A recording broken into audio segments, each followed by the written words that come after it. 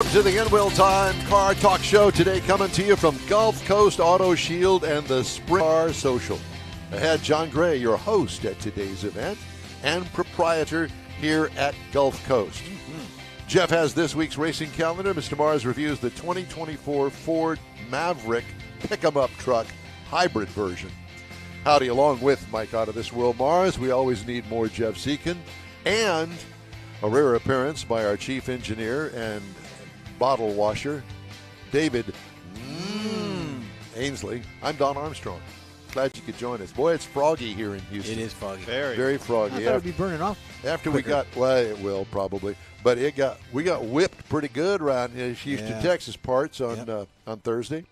Yep. 100-mile-an-hour winds in downtown Houston. Downtown Houston is a shambles, but we're doing good out here on the southwest side of town at Gulf Coast Auto Shield. It's good to see you, my friend. Thanks for coming out, guys. I appreciate it a lot. Well, it's our pleasure always Glad to be here. And, actually, just to put it all into perspective, you and I have known each other since before all of this. 2015 maybe? Yeah. Oh, more than that. When did you start over there at maybe it was 14. It was 14 because I got a phone call from Steve Kingsley, guy that owned Custom Car Stereo, and says, I got a guy over here. Yeah. I got a guy. And we had him on the show when we were at the radio station. Yeah. And we were talking about washing cars and detailing cars and that sort of thing. And that's when we started dating, and we haven't stopped. Been going steady ever since. Heck yeah, we have been, and it's been a real pleasure and a real joy. So, looks like things are as busy as always here at Gulf Coast Auto Shield. Things are good. We're got a couple different things going on this last couple of weeks. We're doing a couple of color changes on cars, which is not always our favorite thing to do, but have some special clients that want to What a pain. I can only imagine. Because you do the door jams and everything? On some cars, yes. On that McLaren, yes. So we're taking doors off, and you know, you're just pray to God you don't get a code on the car when you put it all back together and turn the ignition on. You know, You've been down that road a time or two, I take it. It happens, Even on, some of these Porsches, you take a headlight out, you turn the ignition on, and it's going back to the dealership to get codes cleared. No, really? Oh, yeah. Oh, my God. Wow. That's nuts. You got to unplug batteries. Yeah. On cars now. So let's do a little review of what we have in here. I see we got a Cybertruck back there that you've we got a wrapped. Cybertruck back there, and we're actually. Is it black? No, they're all the stainless steel, brushed stainless steel look to them. Mm-hmm. The color on that car is going to be it's going to be a color shifting paint protection film, and it will shift from dark blue to like a dark red depending on which way you look at it. Wow, yeah. But the thing that's different about this thing is it's actually paint protection film. It's not just a wrap. Not just a wrap. So it's thicker. You got a 10-year warranty on it. It's a much better product than different to apply. Color change. It's a wet apply. It's a wet apply where wrap is typically dry apply. Now, is that specific to the Cybertruck or just that product, on any vehicle? The product. So, paint protection film is always wet apply. Color change wraps are dry apply, and with the adhesive being activated by heat. So, the real the truck is pretty easy to work on. Well, it's square. Flat panels. The only problem with it is wrapping those edges because the edge on it is so tiny. And can you imagine the stamping plant? That's got to be extra super precise. I went to a stamping plant one time. The Corolla. Were you there with me? No, I didn't go to the Went Corolla, to the Corolla stamping plant. I think it was in Mississippi or Tennessee, somewhere up there. And it was truly amazing to see how sheet metal of any kind is stamped. And that truly, those tight edges like that, they're ssharp too. Yeah. You've seen the video where the guy's cutting carrots and cucumbers with the trunk? No. Really? So he's hitting the front close button, and it doesn't have any kind of sensor on it to detect when something's in the way. So it's literally he's chopping carrots with it. And then some other guy decided, well, I'm going to put my finger in I it. saw the finger one. That's on video. Yeah, I saw that. Are you kidding me? No, I'm not. It almost got him. Yeah, I almost took his finger off. Well, it hurt him. I know it hurt. Yeah, had to. So Stop. It's So it's interesting for sure. And an opposite of that would be the car that's in front of it.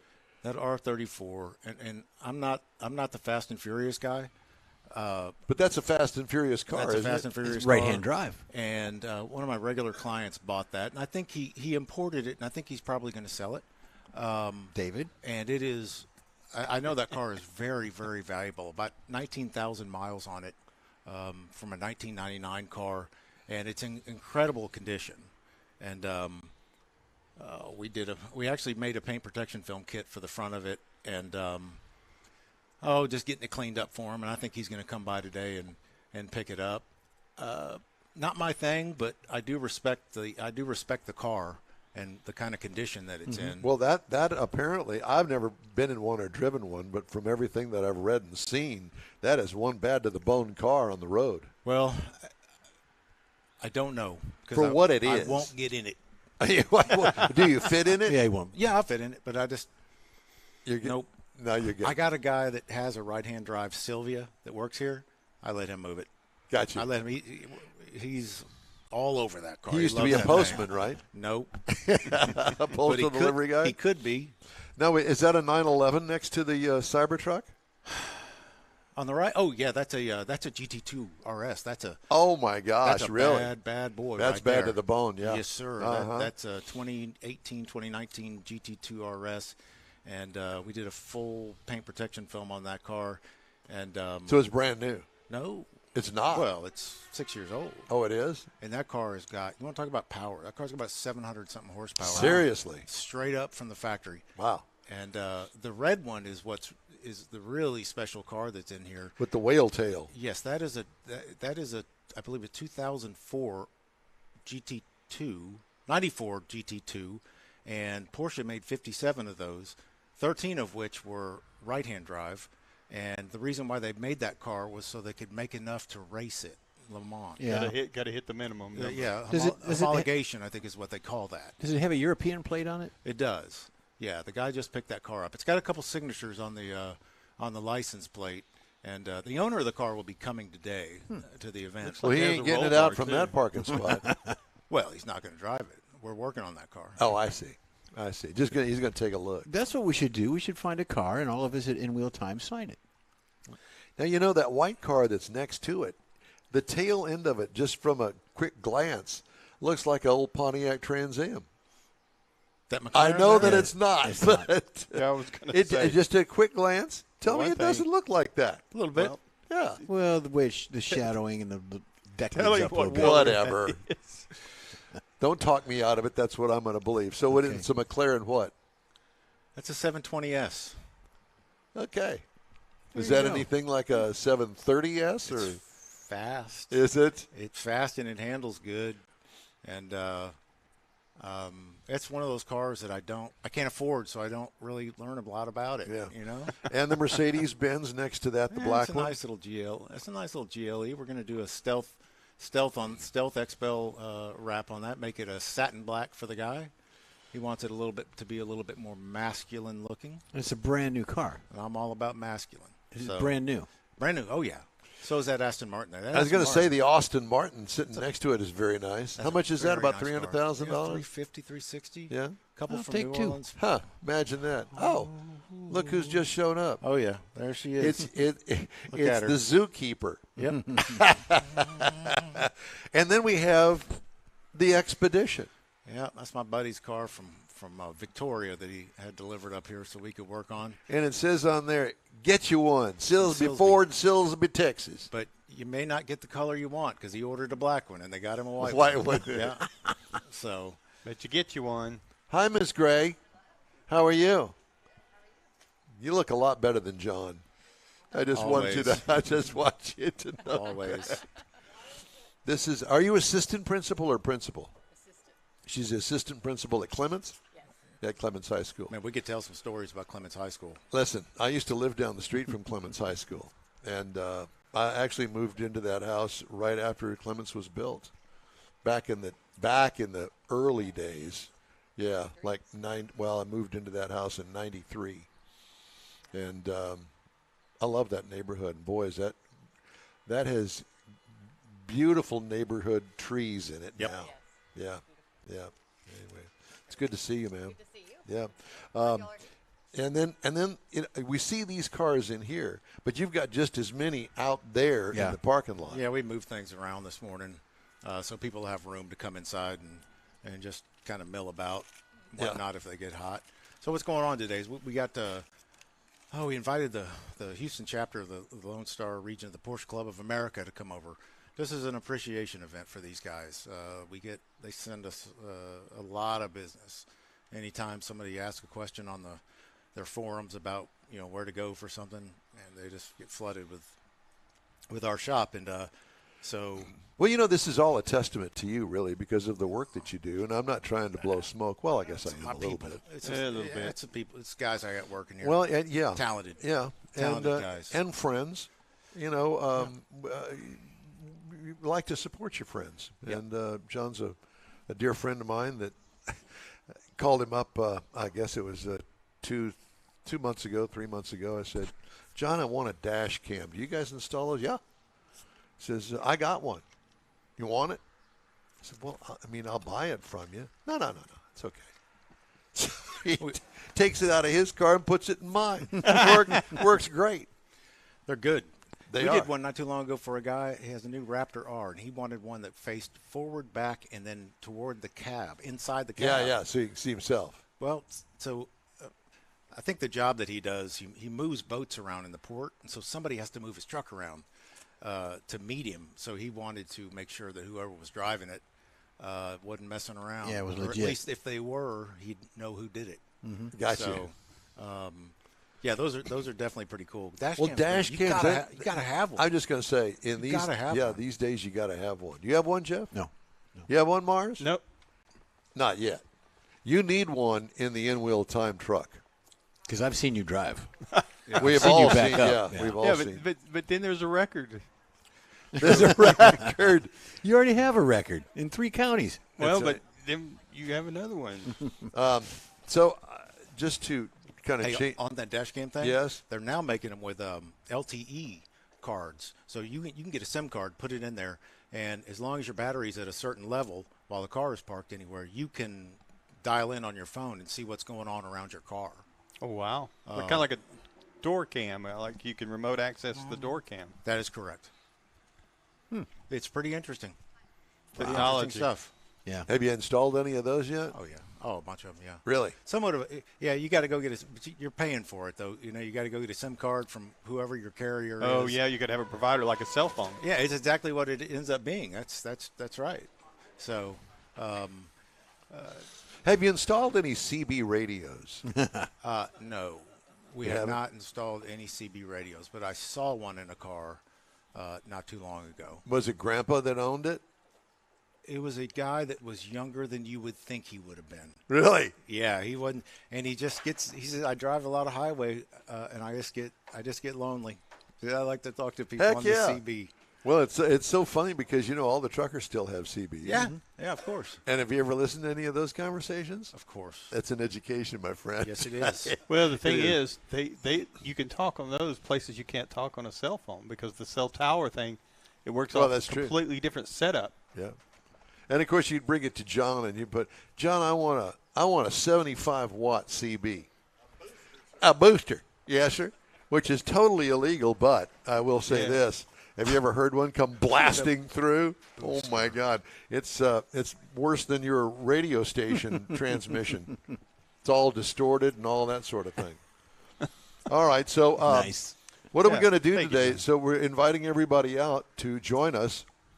What are they going to get when they get here? Oh, Other than your Us? hospitality and Us? your warm personality. yep. We get you boys doing your show, and we're You got a tent out there. Yeah, we're going to do. We got some crawfish coming. Got a guy that's Oh. going to come and cook crawfish from, 10:30 to 12:30 or 1 o'clock, something cool. like that. So we're going to Bring your game. Bring it on. Yep. Come on out. Get it. So, okay, tell everybody the easiest way to get here. When somebody says, "Where are you?" What do you tell them?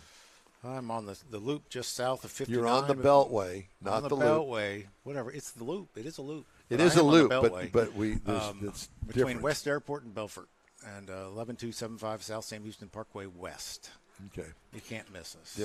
Yeah. You're on the you're on the way from 59, like you're going to go to 288. Just south of 59. Yeah. Yep.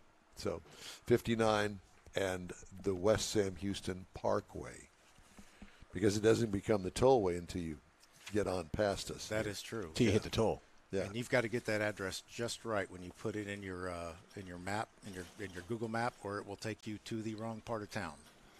If you put the South Sam Houston Park, the West Sam Houston Parkway south, that's a whole different part of town.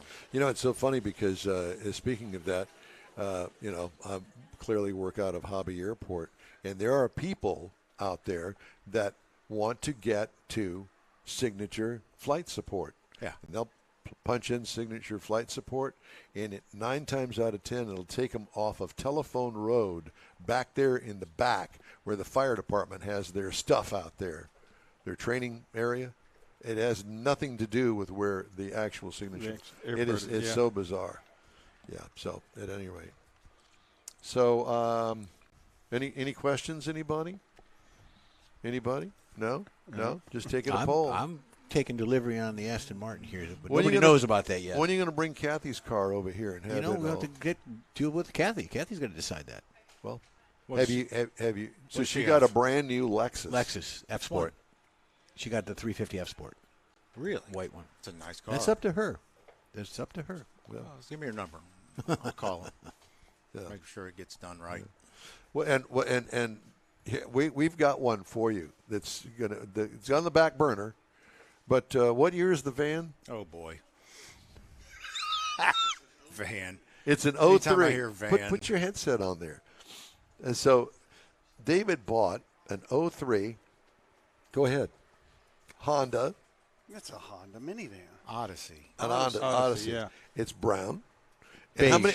Gold. Gold, yeah. Gold. Okay, yeah. And I had 32,000 miles on it when I got it. 32,000 from Emmons. You open the door in this thing, you would swear it had just come off the showroom floor when in 1990. 1990 or Call whatever. it senior citizens bronze. There you go. But it's got those little pock marks on there from rocks or something. I don't know. Or the clear coat is kind of And this compromise. is a van that you're Drive. gonna drive it? Yeah, Daily? He bought it. And drives it. it's a garage queen now because I'm driving another car. Okay. But I mean, who doesn't want a So if you put film on it, 2000 would that, something Odyssey? would that cover up the holes on it? The I don't pock know. marks? You'd have to talk to the expert. We got to see it. You- Send me pictures. Send me pictures, or better yet, bring it down one day when you've got nothing to do. So about 2050 then? This is a nice car here. Yep. What is that? It's an AMG GT. Yep. Yep. Compressor? It's got a big V8 twin turbo. Fast car. Come on in and Handles welcome. well. Thank you. Yeah, anytime. Yeah, something like that. At any rate, John Gray, Gulf Coast Auto Shield, thank you very much, sir, for having us today. We appreciate you, and we'll talk at you a little bit later on, okay? Is there something else that you wanted to get in? No, he's directing traffic Oh, or no. something. Okay. Well, we'll let you go now. sorry. No, you're good. Go ahead. That's my second faux pas today. You're With you're the fine. ice and then this. Yeah, no, you're fine. All right, so thank you. Thank you. All right, talk to you later. Time now for the racing calendar. Oh. Actually, why don't we do a little break, Yeah. and then we'll do the racing calendar, and we got the review of the 2024 Ford Maverick. Good. In-Wheel Time Car Talk Show is available 24/7 through the iHeartRadio app. Just look for In-Wheel Time Car Talk. And podcasts are available from your favorite podcast provider. We also video stream our 3-hour weekly show on Facebook, YouTube, and InWheelTime.com. The In-Wheel Time Car Talk Show continues right after this quick break. Pro-Am Auto Accessories has been serving Houston's auto enthusiasts since 1984, providing world-class products for sports cars, European sedans, and American muscle. Pro-Am is known as the place to go to find exclusive and hard-to-find parts and accessories. Pro-Am is one of the very first distributors in the USA for brands such as Recaro, Redline, Momo, Corbo, and Simpson. Located in the heart of Houston's premier retail and service corridor, the Galleria area, Pro-Am's walk-in storefront includes an 8,000 square foot warehouse, showroom, and installation bays. Pro-Am not only sells parts and accessories, but also offers installation and service. Pro-Am is now reaching a worldwide audience through Pro-Am.com, taking its local reputation to the rest of the world. At Pro-Am Auto, you'll be dealing with a small group of professionals who truly want to help you with your automotive needs. If you don't see what you're looking for on the website, call and Pro-Am will lend you a hand.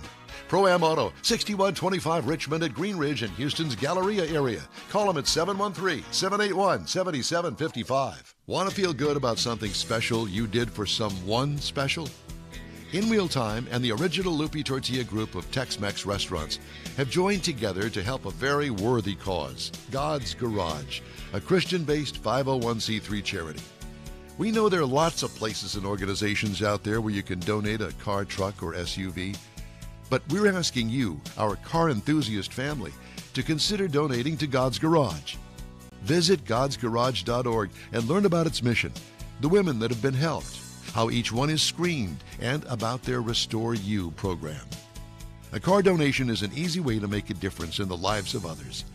God's Garage needs good operating vehicles, but will take all types in working and non-working condition. Make your heart and soul feel good by donating your gently used vehicle and help support single mothers, widows, and wives of deployed military at godsgarage.org.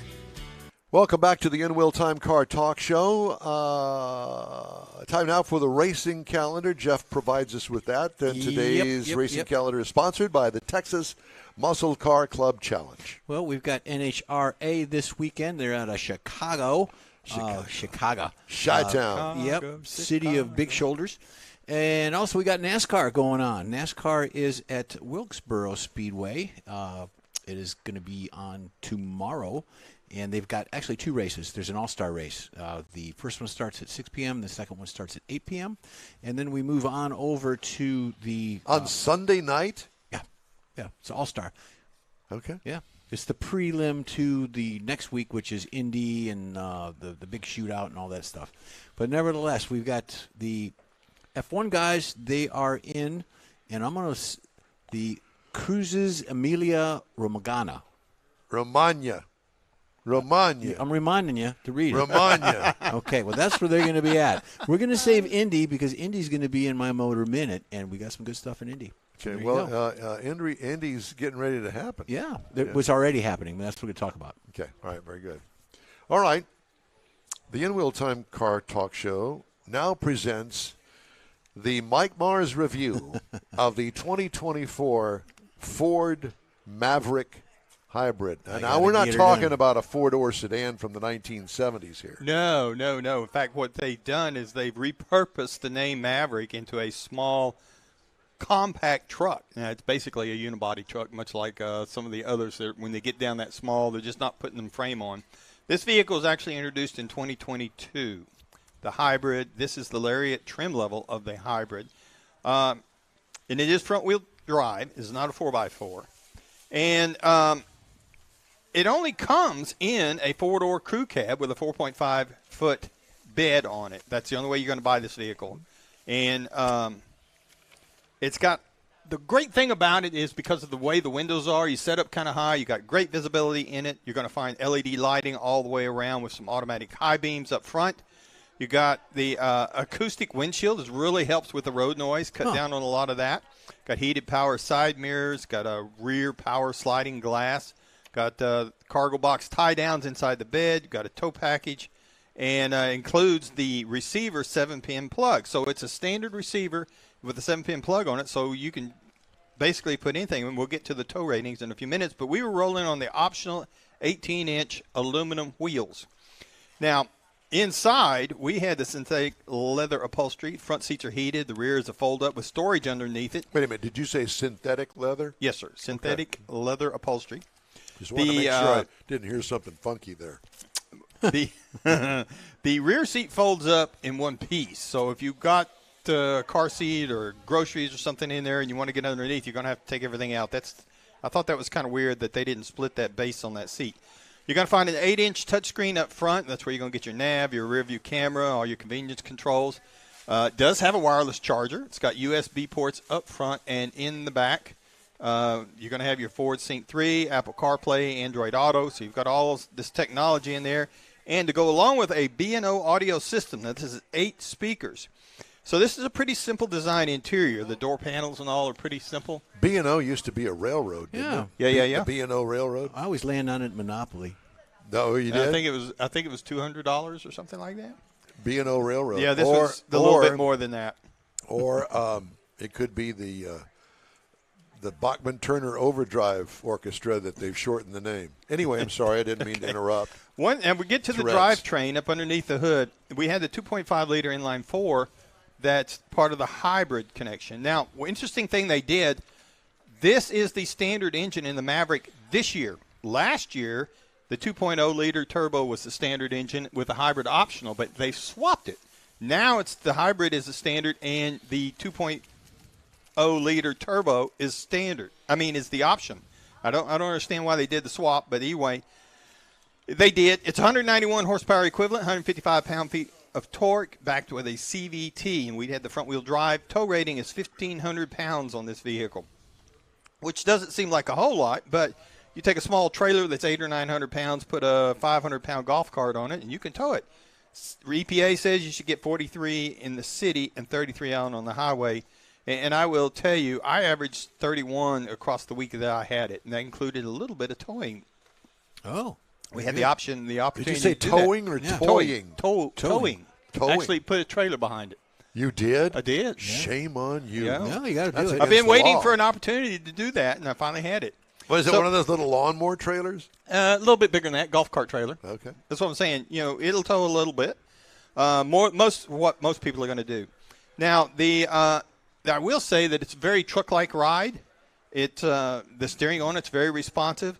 The base model, now the way Ford's doing their Monronis here, I didn't get a price on that exact vehicle, but the base model for the Maverick XL is $25,410. The Lariat base that we were driving is $36,450, and since the hybrid's standard on that now, that includes the hybrid. The closest things I could find to it would be something like the Hyundai Santa Cruz that starts at $26,900, another unibody vehicle. The Honda Ridgeline's a little bit bigger at $39,000. But if you're looking for a compact truck, this is definitely one to look at. It worked quite well. It'd also be a good competitor for the 67 Chevrolet El Camino. That's a unibody. No, it's got a frame. It's got a frame. Yeah. But, they cut the back end off of a Malibu and put a bed back there, and there you go. There you have it. There you have it. Just saying. I understand it comes with a V8 too. Cool. Done? Yes, sir. All right. That's my review of the 2024 Ford Maverick Lariat front-wheel drive hybrid. Well, thank you, Ford Motor Company and Ken Peabody, for supplying Mike with the vehicle. Reminder that if you'd like to get in touch with us, shoot us an email. The address here is info@inwheeltime.com. And be sure to follow us on Facebook. Back in a flash. Tailpipes and Tacos is back. Memorial Day weekend. It's been a while, but the popular Tailpipes and Tacos Cruise-In returns to the Lupi Tortilla Tex-Mex in Katy, Saturday, May 25th. Bring your hot rod, classic, or modern classic to compete for one of the famous chili pepper trophies and get a free breakfast taco. Just make a donation of any size to God's Garage and Lupi's will match it. You'll be helping single mothers who need a set of wheels. It's been a year in the making, so don't miss this Tailpipes and Tacos Cruise-In, Saturday, May 25th, 8 to 11 a.m. Donate what you want to God's Garage and grab a free Lupi Tortilla breakfast taco. Tailpipes and Tacos only happens at the Lupi Tortilla Tex-Mex in Katy on the West Grand Parkway at Kingsland Boulevard, just south of the Katy Freeway. It's car show season, and what better way to kick it off than a free taco and camaraderie at Tailpipes and Tacos. Memorial Day weekend, Saturday, May 25th, 8 to 11 a.m. The In Real Time Car Talk Show will be there too. Proceeds benefit God's Garage, weather permitting. You own a car you love. Well, why not let Gulf Coast Auto Shield protect it? Houstonian John Gray invites you to his state-of-the-art facility to introduce you to his specialist team of auto enthusiasts. We promise you'll be impressed. Whether you're looking to massage your original paint to a like-new appearance, apply a ceramic coating, install a paint protection film, nano-ceramic window tint, or new windshield protection called ExoShield, Gulf Coast Auto Shield is where Houston's car people go. Curbed your wheels? Instead of buying new, why not have them repaired? How about a professionally installed radar detector? Gulf Coast Auto Shield does that too. Get a peek inside the shop and look at the services offered by getting online and heading to gcautoshield.com. Better yet, stop by their facility at 11275 South Sam Houston Tollway, just south of the Southwest Freeway, and get a personal tour. Gulf Coast Auto Shield is your place to go for all things exterior.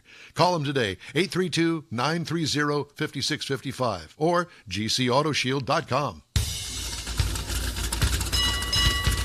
It's the In Real Time Car Talk Show. Today we're at the Spring Car Social at Gulf Coast Auto Shield. Right. Coming up, we'll have a very special guest that we've drug out of the. Well, actually, we drug her away from work. I don't mind it. She complained just a moment ago. She was sweating and hot because she's been running all back in. Literally running. Literally, back and forth. yeah. So we've got her. Later, Jeff has this week's Motor Minute, and I'll have the stories making automotive news headlines. Howdy, along with Mike Out of This World Mars. We always need more Jeff Zekin. IT genius David Ainsley. All right. There's that David Ainsley. Ainsley. I'm Don Armstrong. Glad you could join us on this. Still a little bit froggy out there. Froggy? Froggy. Foggy. It's froggy out there. It is. Ladies and gentlemen, in the In Real Time remote studio hot seat, if you'll pull that microphone just a little bit, right up there you go. That. I don't want to lick it. No, don't. You have no clue. I don't know. Yeah, exactly. Where that headset's been. Yeah. Yeah.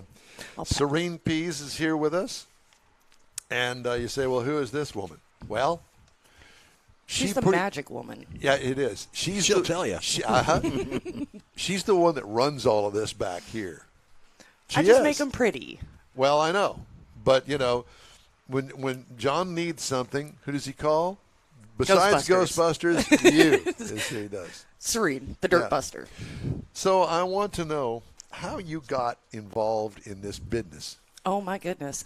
That's a long story, and we don't have enough time for that. Well, but I'll let's- give you the short version. Yes, please. Back in 2009, actually, I was 25 years old. I had gone to school to be an esthetician. I actually have an associate's degree for skincare. Your skin looks great, by the way. Thanks, I'm 40, so I love it. At least Anyways, you're not. I'm 50. I'm 50 years old. You're not that. no. Just Well, saying. so we hit a recession. Obviously, we all remember that in 2008, 2009. I got let go of my job because I was low man on the totem pole. So I went, okay, I'm going to go clean cars. It's a recession-proof industry, and I've been stuck in it ever since. Stuck in it. It's because it literally sucked me in. And I was know. like, I love cars. It's like quicksand. It just kind of It did. sucks you Well, in. Yeah. but there's a lot of satisfaction after you have a car that comes in and there's a job to do on it, whether it's paint correction or a wrap or something. Oh, yeah. Whatever it is, and then it's like cutting the grass for me.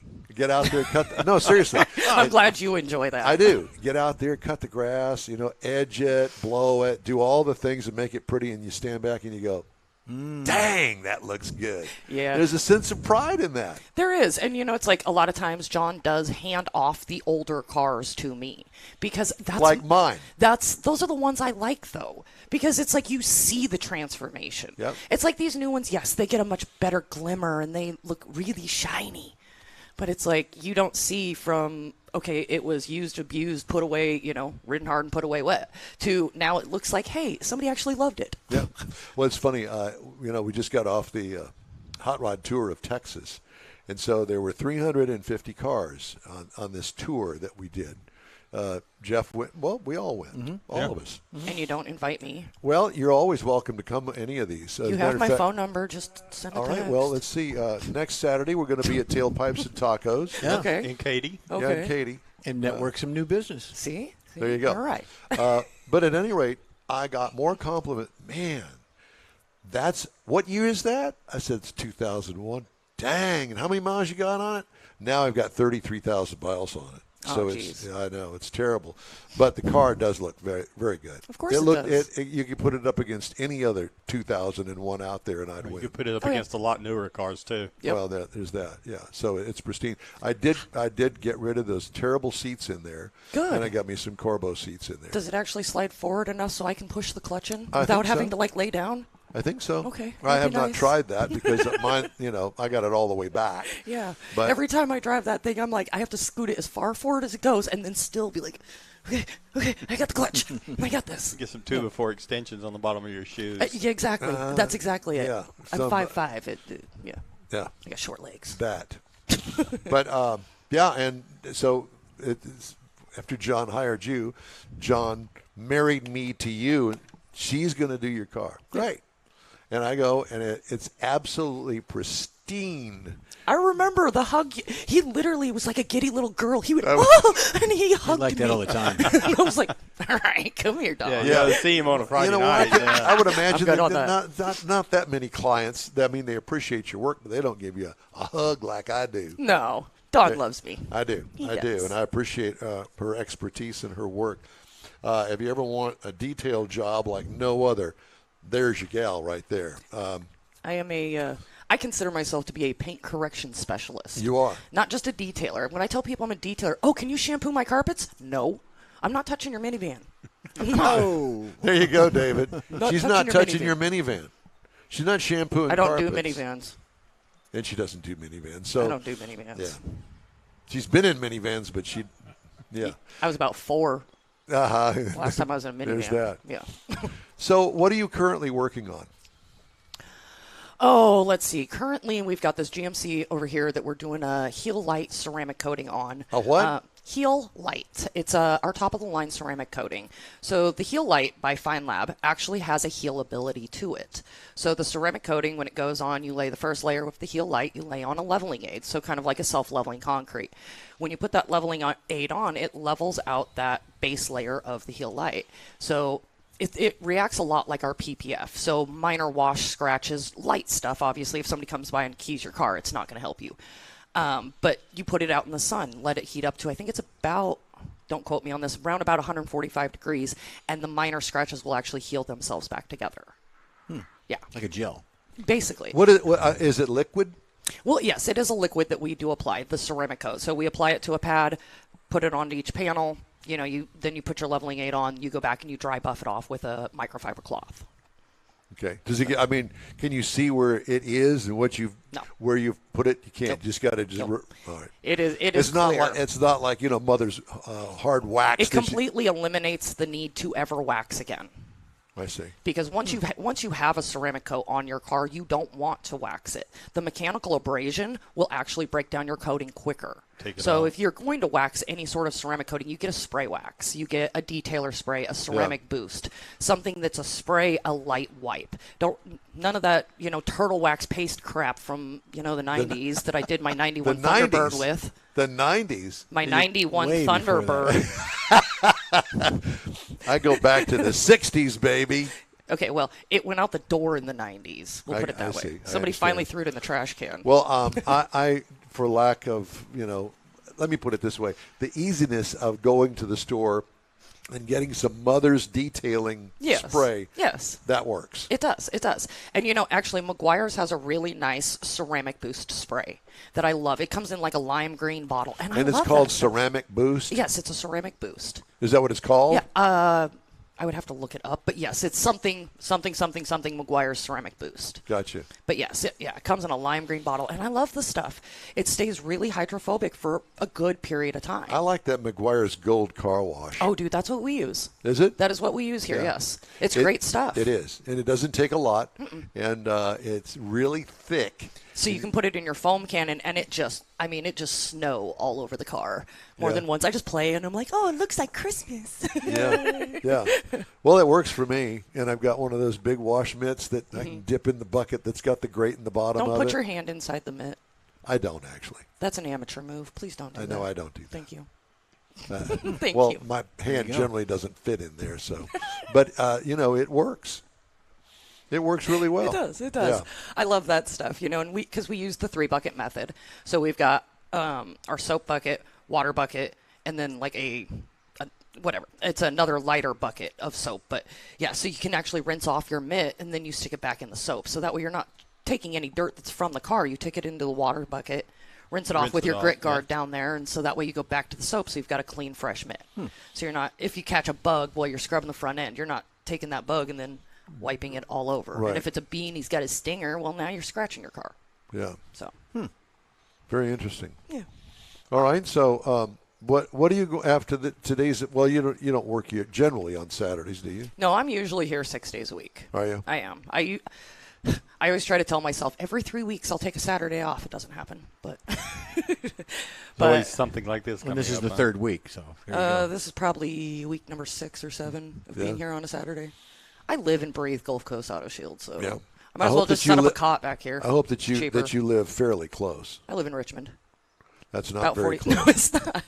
It's not. It's about a 45-minute drive. Yeah. Wow. And then so lately I've been over at the West Shop over off of I-10 in Brittmore. Right. We've got a lot of, work for the ceramic coating picking up over there. So I've been doing a lot of stuff over there because obviously I'm trusted to go and do it on my own. I don't need to be supervised. But from my house to there is a lot of times it's about an hour 15 drive. Yeah. It's crazy. Yeah, it is. I can only imagine. What's your favorite car? Of all these cars that are here. That's here? That you have worked on in the past year. What's your favorite one? Look at he's out there. He's out there pointing. The F-250 that John That Gray is owns. not it. If He's it a gets me a monster. raise, I'll say it. Yeah, exactly. To be honest, it's going to be the older Porsches. Really? It's the like older, that red one back there. Yeah, that one back there. I mean, the first day that thing showed up, I was a giddy little schoolgirl. I was like, can I drive it, please, please? I mean, I don't know. The new cars, they just don't do it for me. My dream car is a 1970 Cuda in plum crazy purple. Yep. Well, I can understand. If you know, do you know the story behind plum crazy purple and the way it got its name? They just ran some through Meekum just this past week. Well, John's got you know one that out there story? at the Hemi Hideout. Have you ever been to the Hemi Hideout? I have not. So only Go with us next time we I've go. only lived in Houston since 2018. Okay. So. Well, the Hemi Hideout. How long is it? About 10. 10 years or so. Anyway, Yeah. next time we go, you go with us. Okay. Okay. Let me know. And you're gonna freak out. Bring a friend, whoever you want, or come by yourself. We don't care. But I don't need friends. Well, you have them right here. You have us. They're all living up here. We're good. That's it. The whole gang comes every time. I will tell you that it truly is an amazing place, and for somebody that is an older car aficionado like yourself, That is me. you will love it. Oh my gosh, yeah. Plum Crazy Cuda convertible. Yes. White Well, interior. do you know that the original name of Plum Crazy Purple was actually Statutory Grape? Was it really? It straight up was, but they denied the name, so the guy changed it to Plum Crazy Purple. So if I ever actually had a Cuda in Plum Crazy Purple, its name would be Statutory Grape. Gotcha. Well, we have a friend of ours that makes Personalized his plate. own his own paint colors. Does he? Randy Borcherding out at Paint House, and I'm Nice. sure that he'd He love. could make you a statutory grape Yeah, color. he could. He Just needs a to little paint bit. my Wrangler for me. There you I've go. got an idea for that thing. Okay. We have connections, so Yeah. as you can imagine. Well, We got guys. so are you just Yeah, doing the guys. meet and greet today? For the most part, yeah. I think we got like 2 cars leaving today, which, I stuck around last night till about 8:30, got them coated, cleaned, just so I didn't have to do that today. So I could actually just hang out and Very cool. meet and greet, talk to people, and actually just do what Serene One does. of the most amazing things about this place is the fact that all of the cars get to be brought in, and somehow, some way, they all get in here and they fit. Yeah. But the trick is getting them out Yeah, once they're that's the all in here, challenge. because they are door handle to door handle, bumper Most to of bumper. these guys hate it when I'm the one who does it because I'm really good at Tetris. And I'm this big, and the rest of them are not. So I literally Tetris. I roll down windows and I squeeze through, and they're looking at it, going, "I can't even get back in there to try to move it, Serene." And I'm like, "I got it. Watch out!" Whee! Yes, but maneuvering them around Yes. things that are in here is a trick. It really is. I've watched customers, I'll be going to back something out from up here, and I have to just serpentine it all the way out. And customers are sitting there filming because they're scared. They're like, "Oh my gosh, is she going to wreck I it?" need this for the insurance company. And I swear Exactly. that's what they're thinking. And it's like every time, it's like we always have spotters. That is one thing I have with all my detailers who have come in. Because obviously I don't train the PPF guys. I don't train with, tint. But it's like all of my guys know if something is up and moving, if you are not busy, get up and spot them. Because Sure. we don't want the accidents. It's like, why? Yeah. Why? If you've got somebody who has 2 seconds to jump up and go, hey, okay, you're good, move. It just safety. easier. It is. It really is. Well, It's we so much appreciate easier. what you do here. Well, thank you. We I really do. appreciate you guys. And- I love it when you guys show up. Do you? I actually do. It's the loony bin that's been Yeah, let loose. there it is. I know. And you lost the loony. Obviously, I'm off wandering around. That's right. Exactly. Serene Peas with Gulf Coast Auto Shield. So Serene World Peas. That's what John World says. Peas. That's my middle name. I is World. like it. World. Serene World Yeah, Peas. absolutely. Well, thank you, honey. We appreciate you. Hey, I appreciate you guys. Okay. Time now for a quick break here on the In Wheel Time Car Talk Show. By the way, our show is available 24/7 through the iHeartRadio app. Just look for In Wheel Time Car Talk. We also video stream our 3-hour weekly show on Facebook, YouTube, and InWheelTime.com. We're live 8 a.m. to 11 a.m. every Saturday, unless there is some sort of a technical issue with the internet or the backup. We have 2 backups. Backup. And none of that worked. Was it last week? It was Yeah, a mess. last week. Anyway.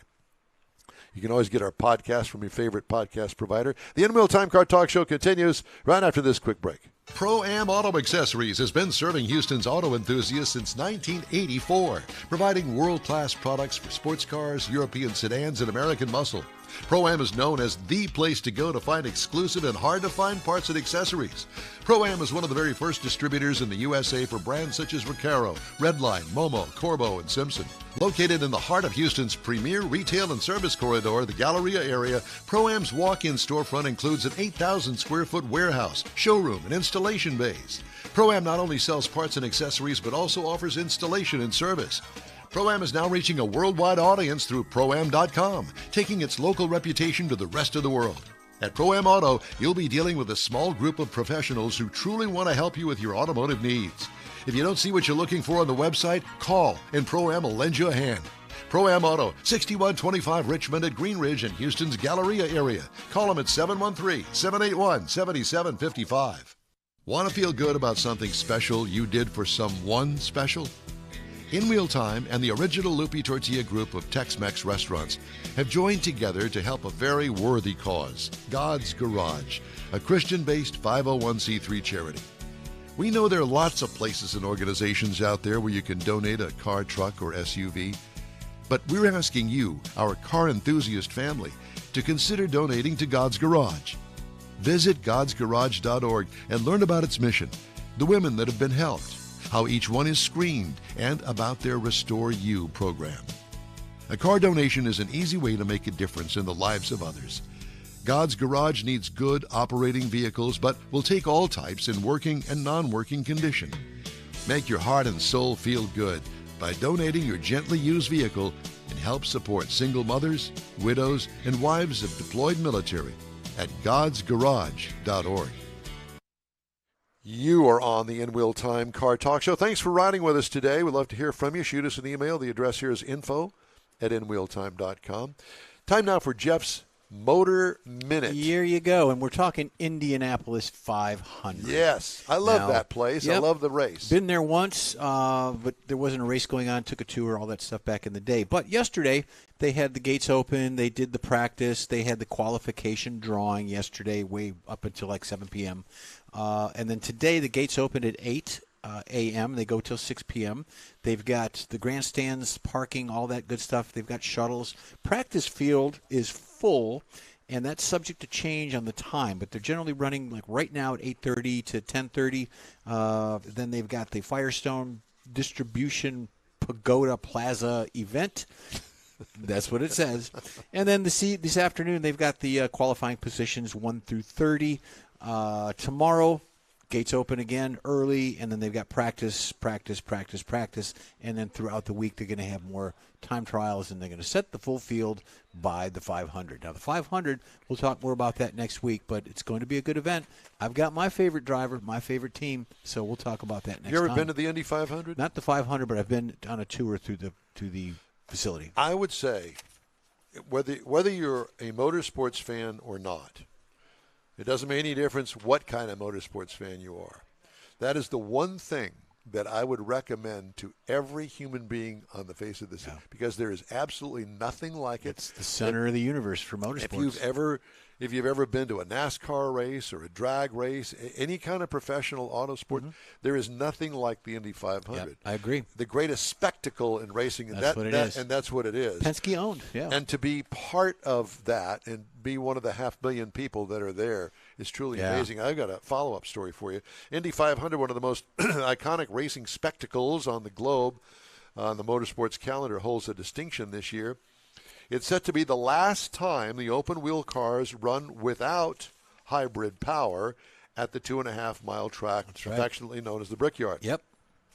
That's because the NTT IndyCar Series plans to debut a 2.2-liter twin-turbocharged V6 engine with hybrid technology at the Honda Indy 200 at the Mid-Ohio course in Lexington, Ohio in July. Yeah. Now think about this.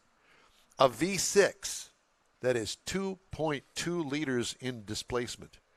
That's a itty-bitty, teeny-weeny little engine. That screams. That screams. What, at 10,000 RPM or something like stupid? that, yeah.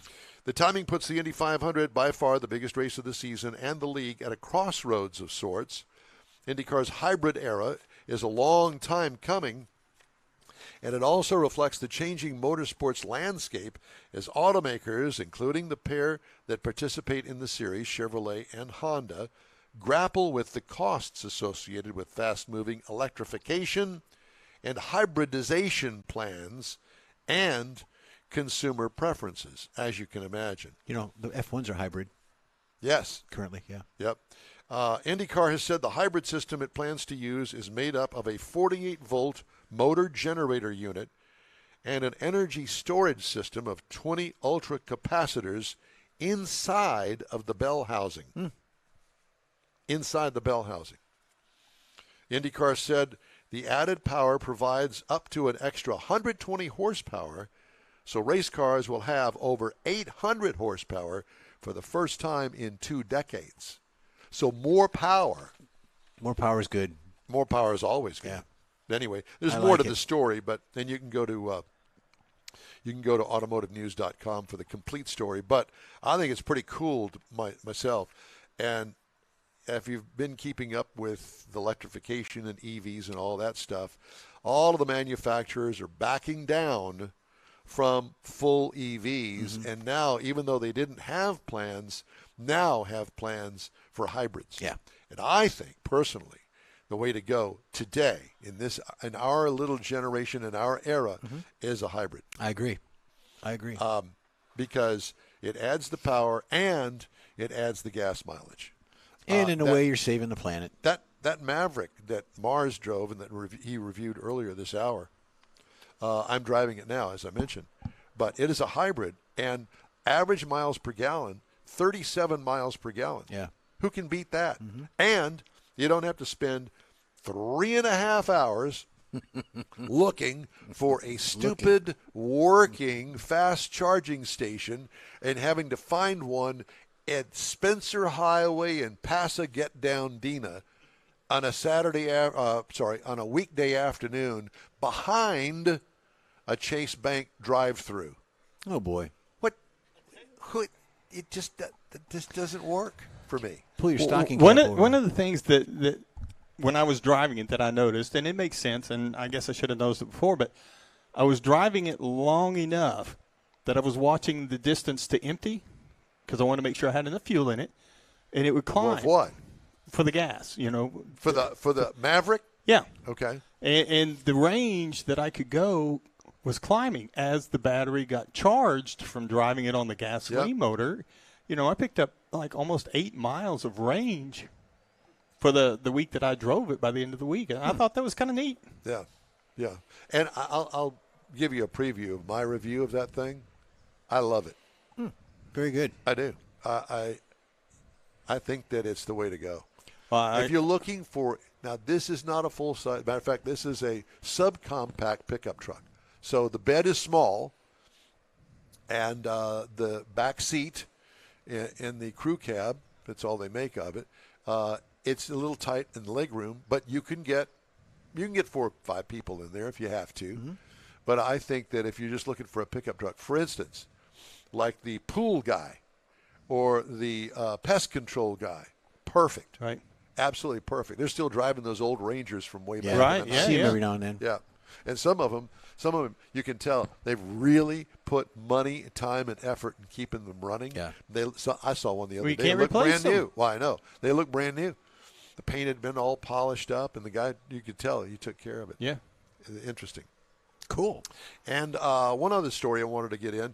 National Highway Traffic Safety Administration, NHTSA, is again warning consumers, I did not know that this was a thing, not to use or buy aftermarket steering wheel decals. What? After learning of another driver who suffered severe injuries from the decorative emblem during a crash. The driver was involved in a crash in which the airbag deployed and sent 2 pieces of a metal aftermarket decal with rhinestones into the person's face and neck.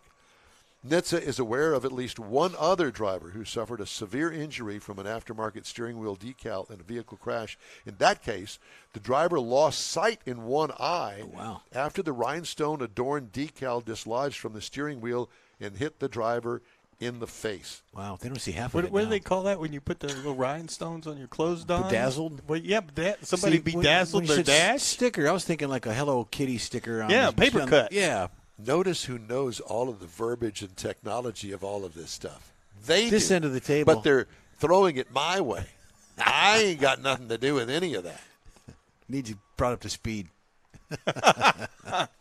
No, not in that regard. I'll keep my bedazzled stickers There you off the go. steering wheel. I'm going to bedazzle my jeans when I get out of here. Honda Motor Company recalling 187,290.1 Ridgeline pickups in the U.S. because of an issue with the rear-view camera. 2020 to 2024 Honda Ridgeline model years because repeated opening of the tailgate in the presence of freezing temperatures and salt. Rear-view camera tail light harness may break, resulting in a failure to produce a rear-view camera image. Owner notification letters are sent to be expected to be sent on July the 1st. So keep that in mind if you're one of those owners, 2020 to 2024 Honda Ridgeline model years. And, of course, we always tell you at least once every 6 weeks, 8 weeks, whatever you think about it, go online, go to safercar.gov or the NHTSA website, type in your VIN number, and they'll tell you whether you've got a recall on your car or if it's an open recall, that maybe you bought a car that needs a recall and it hasn't been completed yet. Take care of it. Yeah, do that. All right. A quick break now. We'll be right back. You're on the In Wheel Time Car Talk Show. Tailpipes and Tacos is back. Memorial Day weekend. It's been a while, but the popular Tailpipes and Tacos Cruise In returns to the Lupi Tortilla Tex-Mex in Katy, Saturday, May 25th. Bring your hot rod, classic, or modern classic to compete for one of the famous chili pepper trophies and get a free breakfast taco. Just make a donation of any size to God's Garage and Lupi's will match it. You'll be helping single mothers who need a set of wheels. It's been a year in the making, so don't miss this Tailpipes and Tacos Cruise In, Saturday, May 25th, 8 to 11 a.m. Donate what you want to God's Garage and grab a free Lupi Tortilla breakfast taco. Tailpipes and Tacos only happens at the Lupi Tortilla Tex-Mex in Katy on the West Grand Parkway at Kingsland Boulevard, just south of the Katy Freeway. It's car show season, and what better way to kick it off than a free taco and camaraderie at Tailpipes and Tacos. Memorial Day weekend, Saturday, May 25th, 8 to 11 a.m. The In Wheel Time Car Talk Show will be there too. Proceeds benefit God's Garage, weather permitting. You own a car you love. Well, why not let Gulf Coast Auto Shield protect it? Houstonian John Gray invites you to his state-of-the-art facility to introduce you to his specialist team of auto enthusiasts. We promise you'll be impressed. Whether you're looking to massage your original paint to a like-new appearance, apply a ceramic coating, install a paint protection film, nano-ceramic window tint, or new windshield protection called ExoShield, Gulf Coast Auto Shield is where Houston's car people go. Curbed your wheels? Instead of buying new, why not have them repaired? How about a professionally installed radar detector? Gulf Coast Auto Shield does that too. Get a peek inside the shop and look at the services offered by getting online and heading to gcautoshield.com. Better yet, stop by their facility at 11275 South Sam Houston Tollway, just south of the Southwest Freeway, and get a personal tour. Gulf Coast Auto Shield is your place to go for all things exterior. Call them today, 832-930-5655 or gcautoshield.com. Oh, ladies and gentlemen, it's the In Wheel Time Car Talk Show today. We're at the Spring Car Social at Gulf Coast Auto Shield. Coming up, got another guest from today's Cruise In. Later, Jeff has this week's Motor Minute. We already did that. Well, I've got it here. Did I put it down twice? That's all right. Well, you can do it again. And I'll have this week's Stories Making Automotive News headlines this week.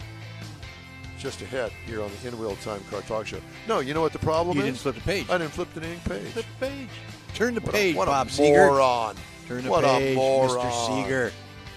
Jeez. We got the review of the Dark Horse, the Ford Mustang Dark Horse, and Mr. Mars is going to have the events calendar. So we got lots to do. Yep.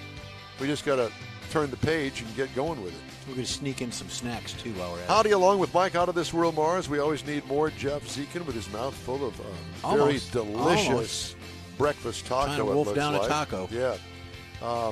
Our chief engineer, IT director, and all-around nut job, David Ainsley. I'm Don Armstrong. Glad you could join us today. It's always a pleasure to have you with us. How'd you hold out with the weather? Hope your car didn't get destroyed or hurt or anything like that. There were some cars that I saw on the news. Ooh, they did not look good at all. No. Especially Brick the big wall, trees coming out of brick them. wall came down on one. Yeah. It's, it was ugly out there. So anyway, I got the 2024 Ford Mustang Dark Horse that we're going to talk about. So it's going to be really good. All right. Well, I see that Mr. Mars has rounded up a guest. And Whether they like it or not. Yeah. So go ahead, Mr. Mars. So D has got this bright red Porsche setting right out here. Guards red. Guards red. Yes, sir. Excuse me. Absolutely. Guards red. We got a picture of it right out there. Yeah. It's that bright red one that they're on the screen. So anyway, thought we'd kind of figure out tell us about the Porsche, your Porsche and Porsche in general, I guess. Yeah, so this is a 2019 GTS Carrera 4. So it is an all-wheel drive vehicle with PDK and the twin-turbo 3-liter. And center lock wheels and some of the other options. It's got the Chrono package on it. I do have a sunroof on it, a fully retractable sunroof, which is really nice. I've had John do the front end and the hood. And one of the accents, it's got all carbon trim on the mirrors and on all the details on the inside, which is a really, really nice look for the car. Particularly up against that red. Oh, yeah, it really stands out. I really like it. So is it a manual or automatic? No, it's an automatic, 7-speed PDK. PDK. Yep. Okay. I can't speak it in German. But PDK is in German, and that's what I was going. It's about a foot long when you speak it in German. Okay.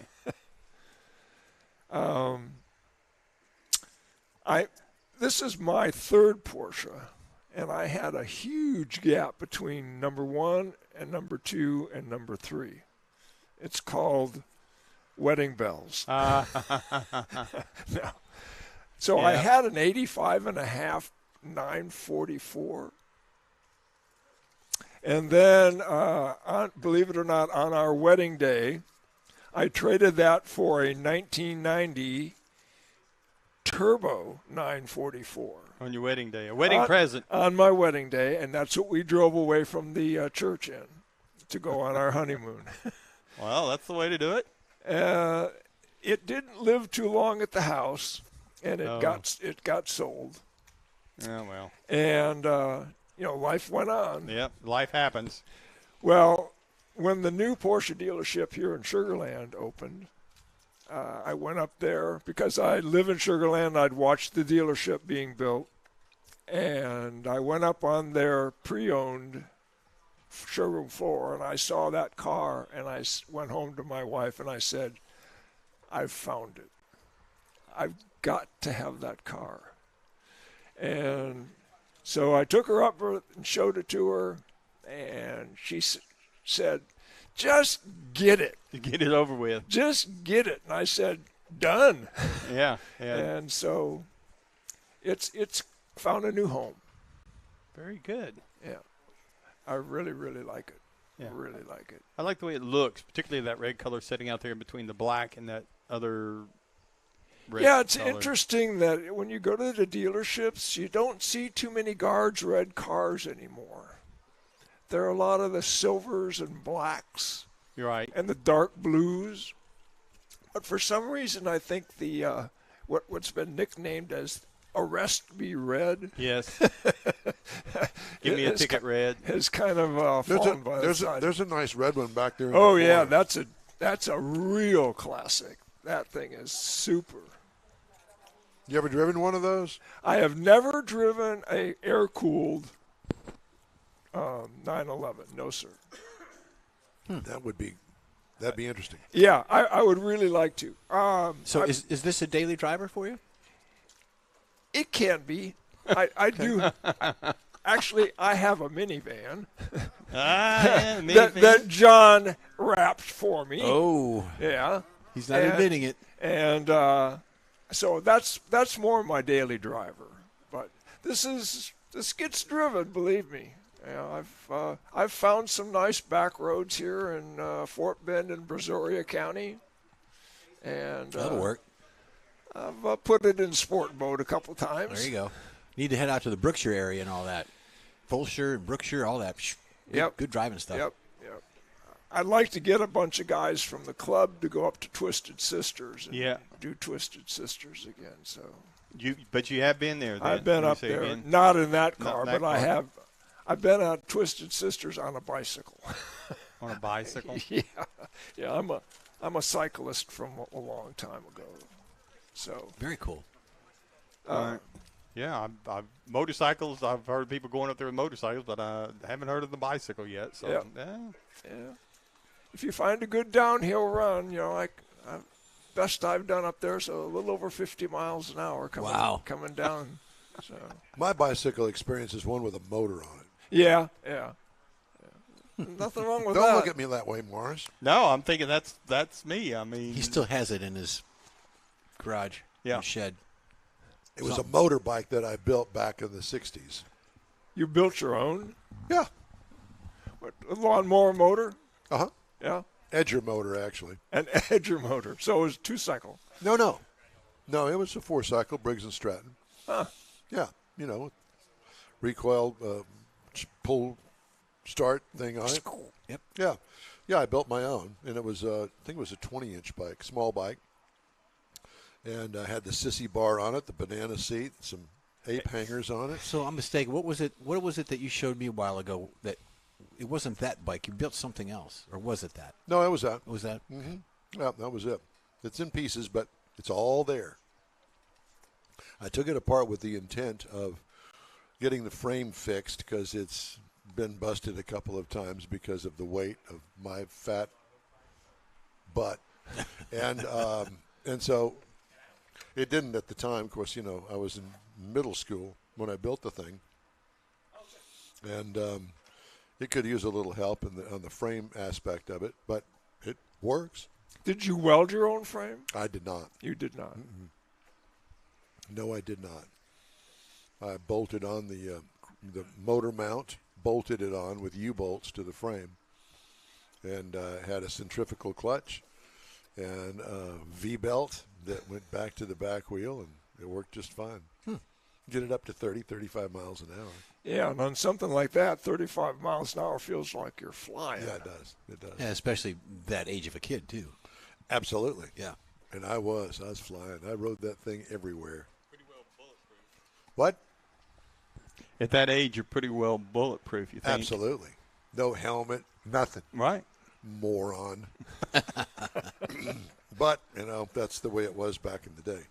Well, thank you very much for being with us, sir. Thank you. It's a pleasure. Where are the rest of the boys from your club? And is it filling up they're out there? they're out wandering around and sharing car stories. Yeah. I see. Well, Yeah. we're going to have to grab another one here before too long. And maybe Oh, put yeah, Greg there's in. a gentleman out there who's got a delivery car, and he's got some great stories, I'm a sure. delivery car. Yeah, he went to Germany and got his car.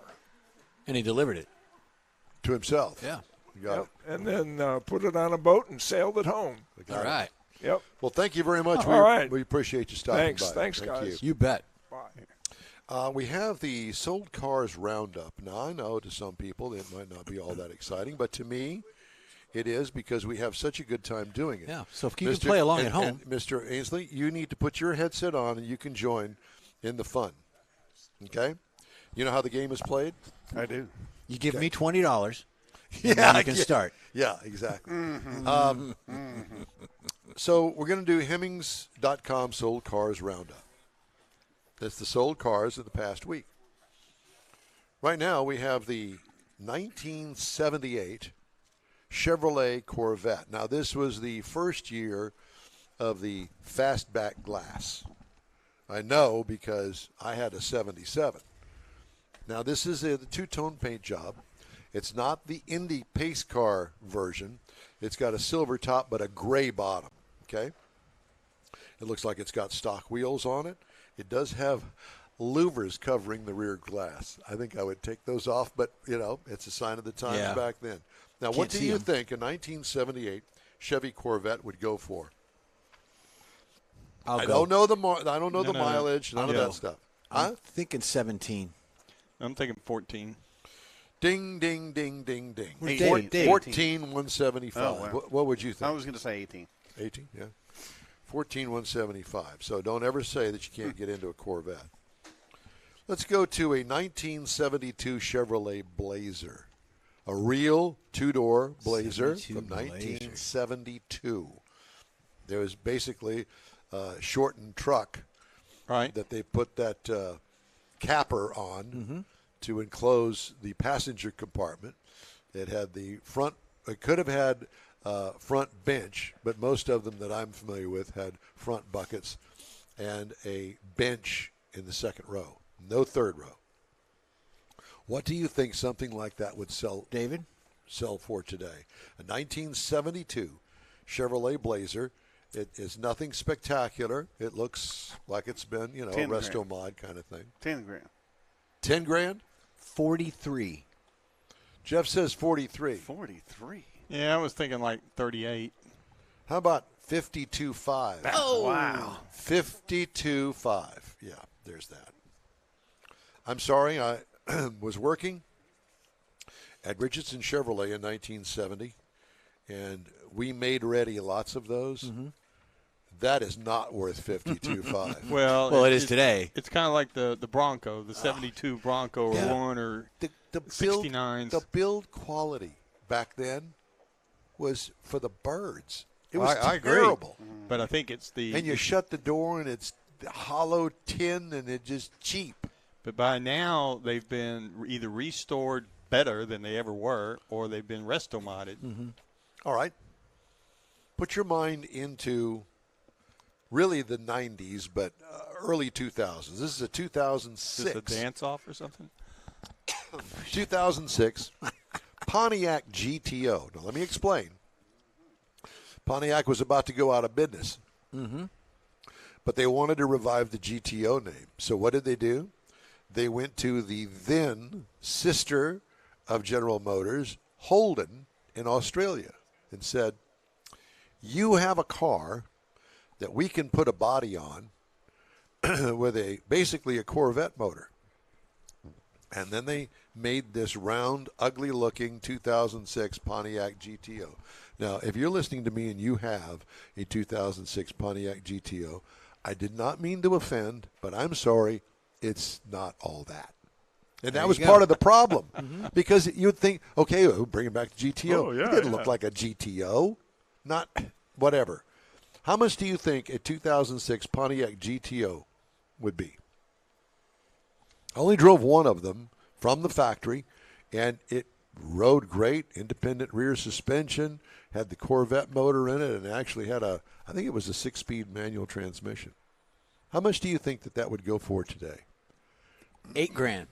No, I'm going to go 18. 12. $28,350. But you know what I think that must have low miles or something. Either that or the fact that the nostalgia factor. That's it. Yeah. I think that probably added some money to it. And it's got the Corvette motor in it, so it's not like it's just a dog. It's just correct. Not a pretty dog. Correct. All right. Here's one for you, Mars. Yeah. This is back in your mobster days in Neaterville. The 1940 Ford Deluxe. Nice. Big wide whites on it. This thing has been restored, and it looks really pretty. What do you think something like that would cost? This, to me, if you wanted to get in the car hobby, right? Right. Nice cars, a driver, but a nice driver.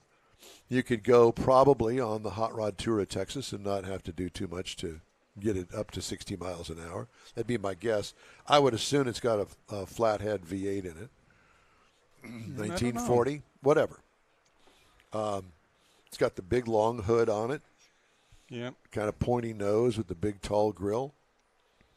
Headlights in the fenders. I would say something around 27, 32. 30. $44,100. Wow. Yeah. It's a Nice driver. car. Driver. Must be. Here's one for Jeff. Okay.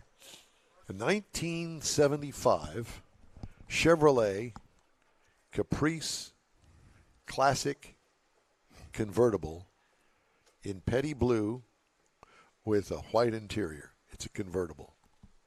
75. It's huge, and it weighs like it's huge. 11,000 $11,000. or priceless, whenever the two. 14. 14? You'd say 14? What'd you say? 11. 11? Mars, would you like to chime in on that price of that? 75. I already won, so never mind. 1975 Chevy Caprice Classic convertible. Oh, drop top. It's still probably worth about $15,000. $15,750 to be exact. Wow. Good for you. Now, you want to go on the Hot Rod Tour and have some eyes on you. Take that. Well, and it'd be a nice driver with the top down. Just Now, this one here, this is for Jeff. Okay. A 1967 Ford Galaxy 500. Ooh. It, too, is a convertible. It's black with, I don't know, I can't really tell. Looks like a gray interior. Okay. It's very pretty. 18. 18. Mars? I think it's more, though. no, I would still say around that same 15, 16, 15, 23. $21,000. Yeah, I was going to say it's Why was there more? probably a good shape. That's still one. There they are. Okay, and our last contestant there of you the go. morning would be the 1958. I can't even imagine what this thing would weigh. Pre-smog. It probably weighs 4 tons. Well, man, I may be exaggerating, but a 1958 Oh, yeah. Buick Roadmaster Coupe. A 58 Buick Roadmaster. Lots of chrome. This is a Mitchell car, Mitchell design car, okay? A 58 Buick Roadmaster. Mars, what do you think that would go for? It looks like it just rolled off the showroom floor. Well, I would have 22. 32. 38. $31,500. You win the car, Jeffrey. Oh, perfect. See, I guess that the point that I'd like Gonna to flip make it. this morning is the fact that you, too, can get in the Yeah. hot rod business if you're not in it already. Yeah. Or might want to trade for something like that. I just thought that would be pretty cool. Or if you've got a C501 Corvette and you want to trade. Yeah, no, that's would be not the good thing to no, do. I'm good. I'm good right now, but thank you for offering. Yeah. Hey, the In Wheel Time Car Talk Show is available 24/7 through the iHeartRadio app. Just look for In Wheel Time Car Talk. We also video stream our 3-hour weekly show on Facebook, YouTube, and InWheelTime.com. Podcasts from your favorite podcast provider. In Wheel Time Car Talk Show continues right after this quick break. Pro-Am Auto Accessories has been serving Houston's auto enthusiasts since 1984, providing world-class products for sports cars, European sedans, and American muscle. Pro-Am is known as the place to go to find exclusive and hard-to-find parts and accessories. Pro-Am is one of the very first distributors in the USA for brands such as Recaro, Redline, Momo, Corbo, and Simpson. Located in the heart of Houston's premier retail and service corridor, the Galleria area, Pro-Am's walk-in storefront includes an 8,000-square-foot warehouse, showroom, and installation bays. Pro-Am not only sells parts and accessories, but also offers installation and service. Pro-Am is now reaching a worldwide audience through Pro-Am.com, taking its local reputation to the rest of the world. At Pro-Am Auto, you'll be dealing with a small group of professionals who truly want to help you with your automotive needs. If you don't see what you're looking for on the website, call and Pro-Am will lend you a hand. Pro-Am Auto, 6125 Richmond at Green Ridge in Houston's Galleria area. Call them at 713-781-7755. Want to feel good about something special you did for someone special? In Wheel Time and the original Lupi Tortilla group of Tex-Mex restaurants have joined together to help a very worthy cause, God's Garage, a Christian-based 501c3 charity. We know there are lots of places and organizations out there where you can donate a car, truck, or SUV, but we're asking you, our car enthusiast family, to consider donating to God's Garage.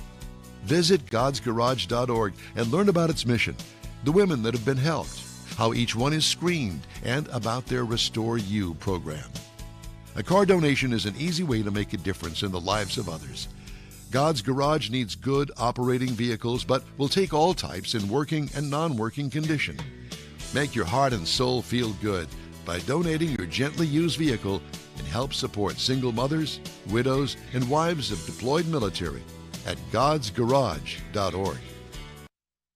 Welcome back. It's the In Wheel Time Car Talk Show on a Saturday for our live show. And if you're listening on a podcast, thanks for joining us. We appreciate it. Or you might be right outside the door. Time now for this hour's car review. 2024 Ford Mustang. Comes in these available trim levels: EcoBoost, EcoBoost Premium, GT, GT Premium, and the Dark Horse. New model. The reviewed trim level is the Dark Horse, which basically combines the GT350 and the 500 elements into this Dark Horse. It is classified as a subcompact. Did you know that? The Mustang would be classified as a subcompact? I did not know that. Seats 4 passengers. 4. 2 in the front, 2 in the back, if you can get back there. Exterior changes. This is a completely redesigned 7th generation Mustang. You wouldn't know by looking at it, I don't think. It has all new bodywork, sans the front pillars and the roof. Those are the only two things that remain carry over. Wow. Exterior features, slight tweaks to the outgoing models. Creases are more pronounced. Larger rear haunches give it a wider look in the back. Squinty, 3 light headlight pods. Matches the 3 light rear lighting as well. Rear spoiler, it really does look good. What I liked about it, the body design gets an A+ as far as I'm concerned. What could use improvement? Nothing. Don't touch it. Looks great. Interior highlights, full digital instrument cluster now with a 13-inch infotainment screen, all one piece of glass in the front. It really does look good. Our optional Recaro seats are well suited for car and track days. Handbrake doubles as a drifting tool. Yep. Wow. Can you imagine that? Yeah. So it's there, and it goes up, and it goes down. So if you're going to use it for park, you just pull it up, park light comes on. But if you put it into a track mode, which is you get that through the apps on the what's it called? On The the Ford dash. Sync System Yeah. 4 is what it's got in it. You can use it as a drifting tool. I thought that was pretty cool. Kudos to Ford on that. Flat bottom steering wheel, which has fewer buttons on the steering wheel. This is a racer's delight. Adequate for a trip for 2 anywhere. As far as trunk room is concerned, you can put plenty of bags and stuff back there in the back. What I liked about it, the design overall is just great. Nothing could use improvement on that.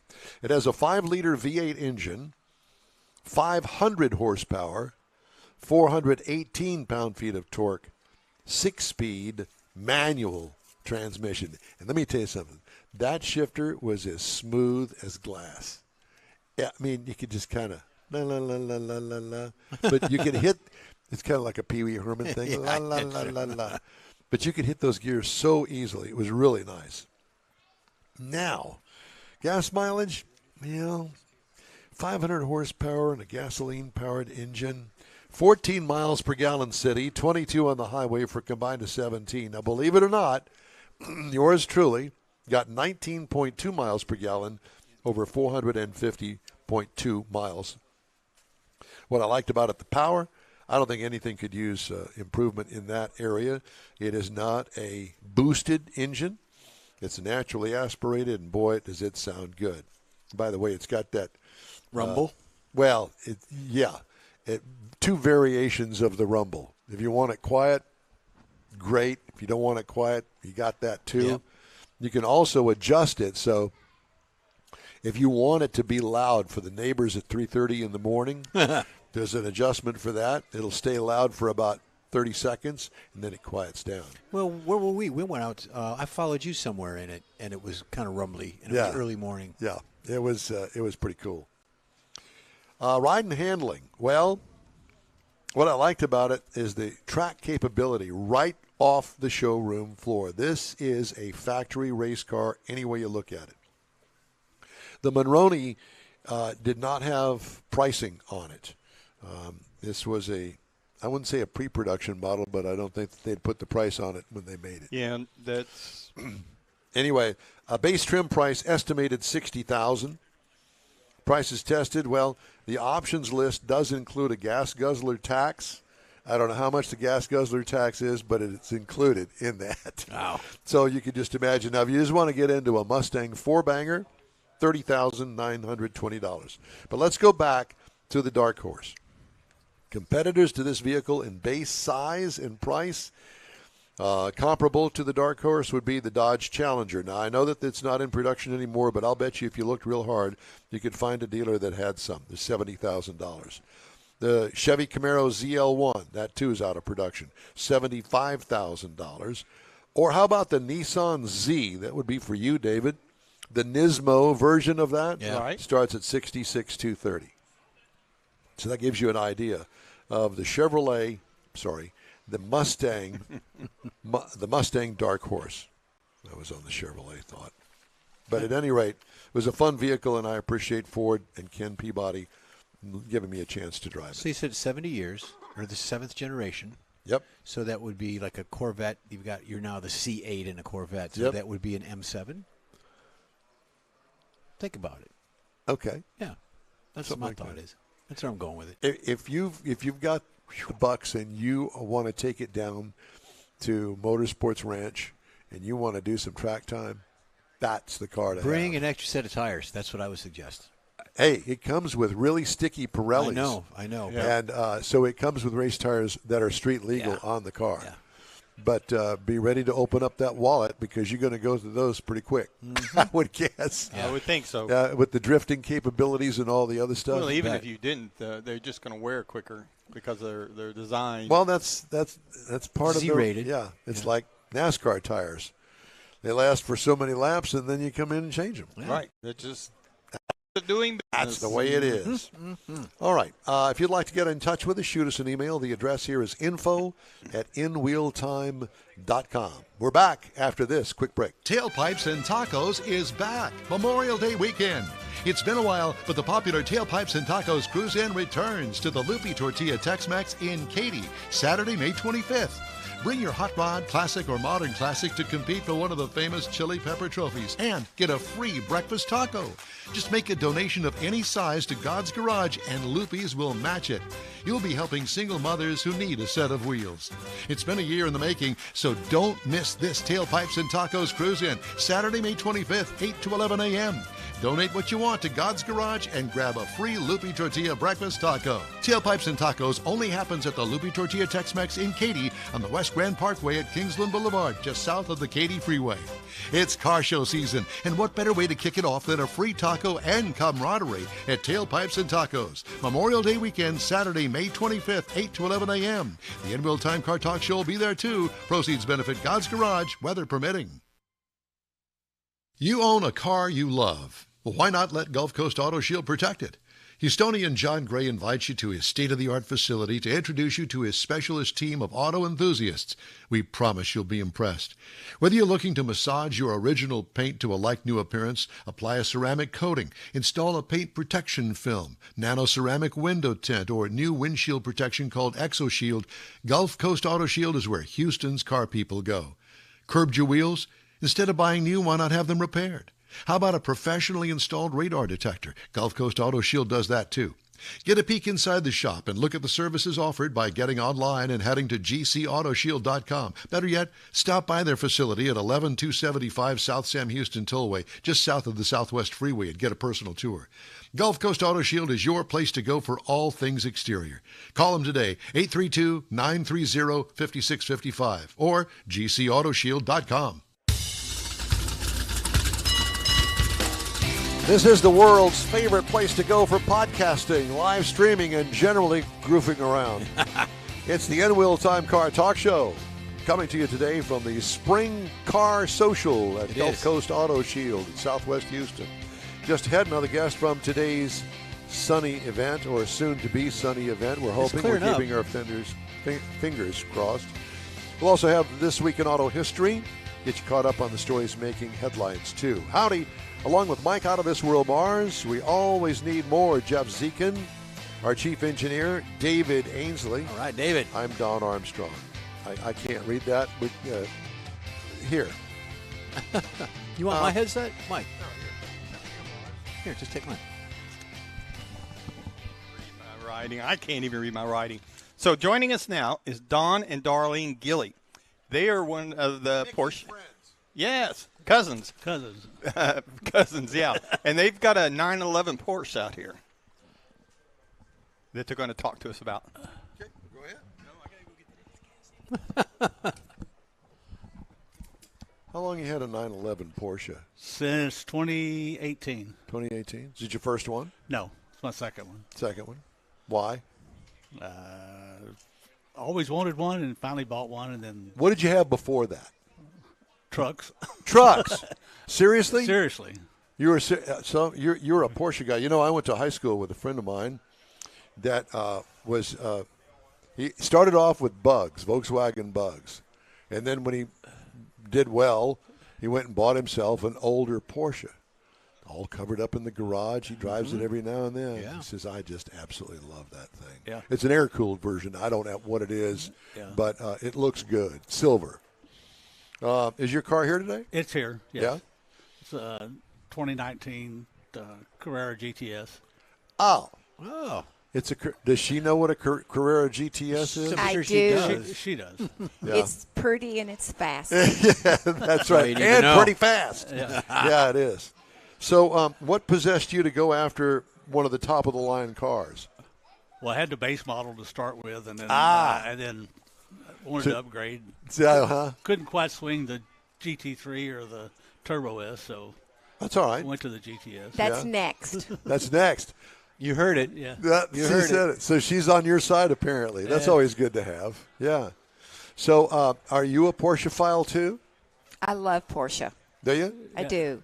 Our very first one we accidentally got for our 40th wedding anniversary. Accidentally. Well, we just went to dealership to look around and drove one home. Uh-huh. They And we bailed thought, what the heck? Yeah, And then we fell in love with it. of course. And then we moved on and moved up and hope to move up again. Well, you know, it's funny. I've always admired Porsches from a distance. I could never afford one. I borrowed one from a friend of mine years and years and years ago, and it was the one that really didn't look like a Porsche. It had that chopped off back window, and I don't know what model it was, but it was a rear engine, air-cooled Porsche. Yeah. That thing handled like nothing that I have ever driven before that or after that. There's something special about that car. It's all about the handling. Yeah. And add more power to it, and they know how to do that. And I can only imagine that thing. Have you ever tracked the car at all? No. Never have. Not mine. I've driven a Porsche on the track before, Yeah. but not mine. Because, you know, we have a connection with an SCCA connection with a friend of ours down at Richard Tomlin down at Apex Auto Works. And he's an official, actually, with SCCA. And he does a lot of, well, actually, all over the United States, but his track is down there at Angleton. Yeah. You ever been down there? Yeah, we've been down there. That's where we rode. We've ridden with Yeah. people down there. We've never driven on it. Yeah. Well, all I can think of is that I flash back. I'm a Corvette guy. I flash back to a couple of years ago and had the opportunity to take the car on Circuit of the Americas. It was a Corvette deal. So there was lots of Corvettes. And we all had to get on they set us out, I don't know, a dozen at a time, right? But, you got the horsepower there at your right foot. There's some guys that go a little faster than they asked you to go. Right. And so there would be gaps, and you could kind of get on it and go around the corners and stuff like that. And I'll tell you what, it sure was fun. I'm very careful. I don't tear up my car or anything like that. But it sure was fun to put it, to the max, run it up to the red line a couple of times and that sort of stuff, because I'd never done that before. And it was fun. And you obviously have some experience, not driving, but I will encourage you to, if you ever get the opportunity, and they have those events out there where you can take your car out there and drive it. Yeah, we have a friend that's an instructor down there, and very he good. takes us out every So once in a you've while. got the connection. We do. Yeah, we do. And what he didn't tell you is once we got that Porsche, it was time for me to get a car, and I said, "Oh no, it's got to be a Porsche." So we ended up with a 2015 Macan. Nice. Oh, okay. Do you And love it? I love that car. I will drive that car until the wheels fall off Wow. because it will get up. So It's a that is your daily driver. That's my Yeah. daily driver, and it is a turbo. It's And as powerful as that first. It's as powerful. as It the- raises up. You have to look up if you Yeah, really it's a- want to take off in it. It's a 400 horsepower. Yeah. Wow. Yeah. So, No slacker there. No. Yeah. So we really have enjoyed it. And the 911 fits you like a glove. For a lady, you can just scoot down in there and you feel comfortable. Does he let you drive it? I drive it. Yeah. She drives as much as I do. I do. Oh, yeah. I do. Honey, can I drive it? No, No. honey, I'm today. taking it. No, I'm taking it. There's Where's no the doubt. keys? Yeah. Yeah. Yeah, we do the Twisted Sister with the Porsche Club. And I don't drive that, but I will someday. Good. Good. Have you ever taken any road courses? No. No? Never have. No. There was a time, this is several years ago, and I don't know how all that worked, but do they still have, do you know, a deal with the Mercedes dealership? Some Mercedes dealership.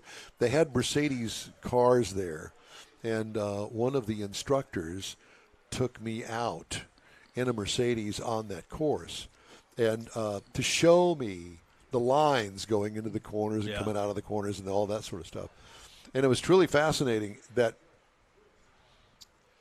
if you're a fairly decent learner, you can increase your times pretty quickly once you get the hang of it. And it's tons of fun. Yeah. They have classes down in Angleton that you can take. That's what I'm talking about. Yeah.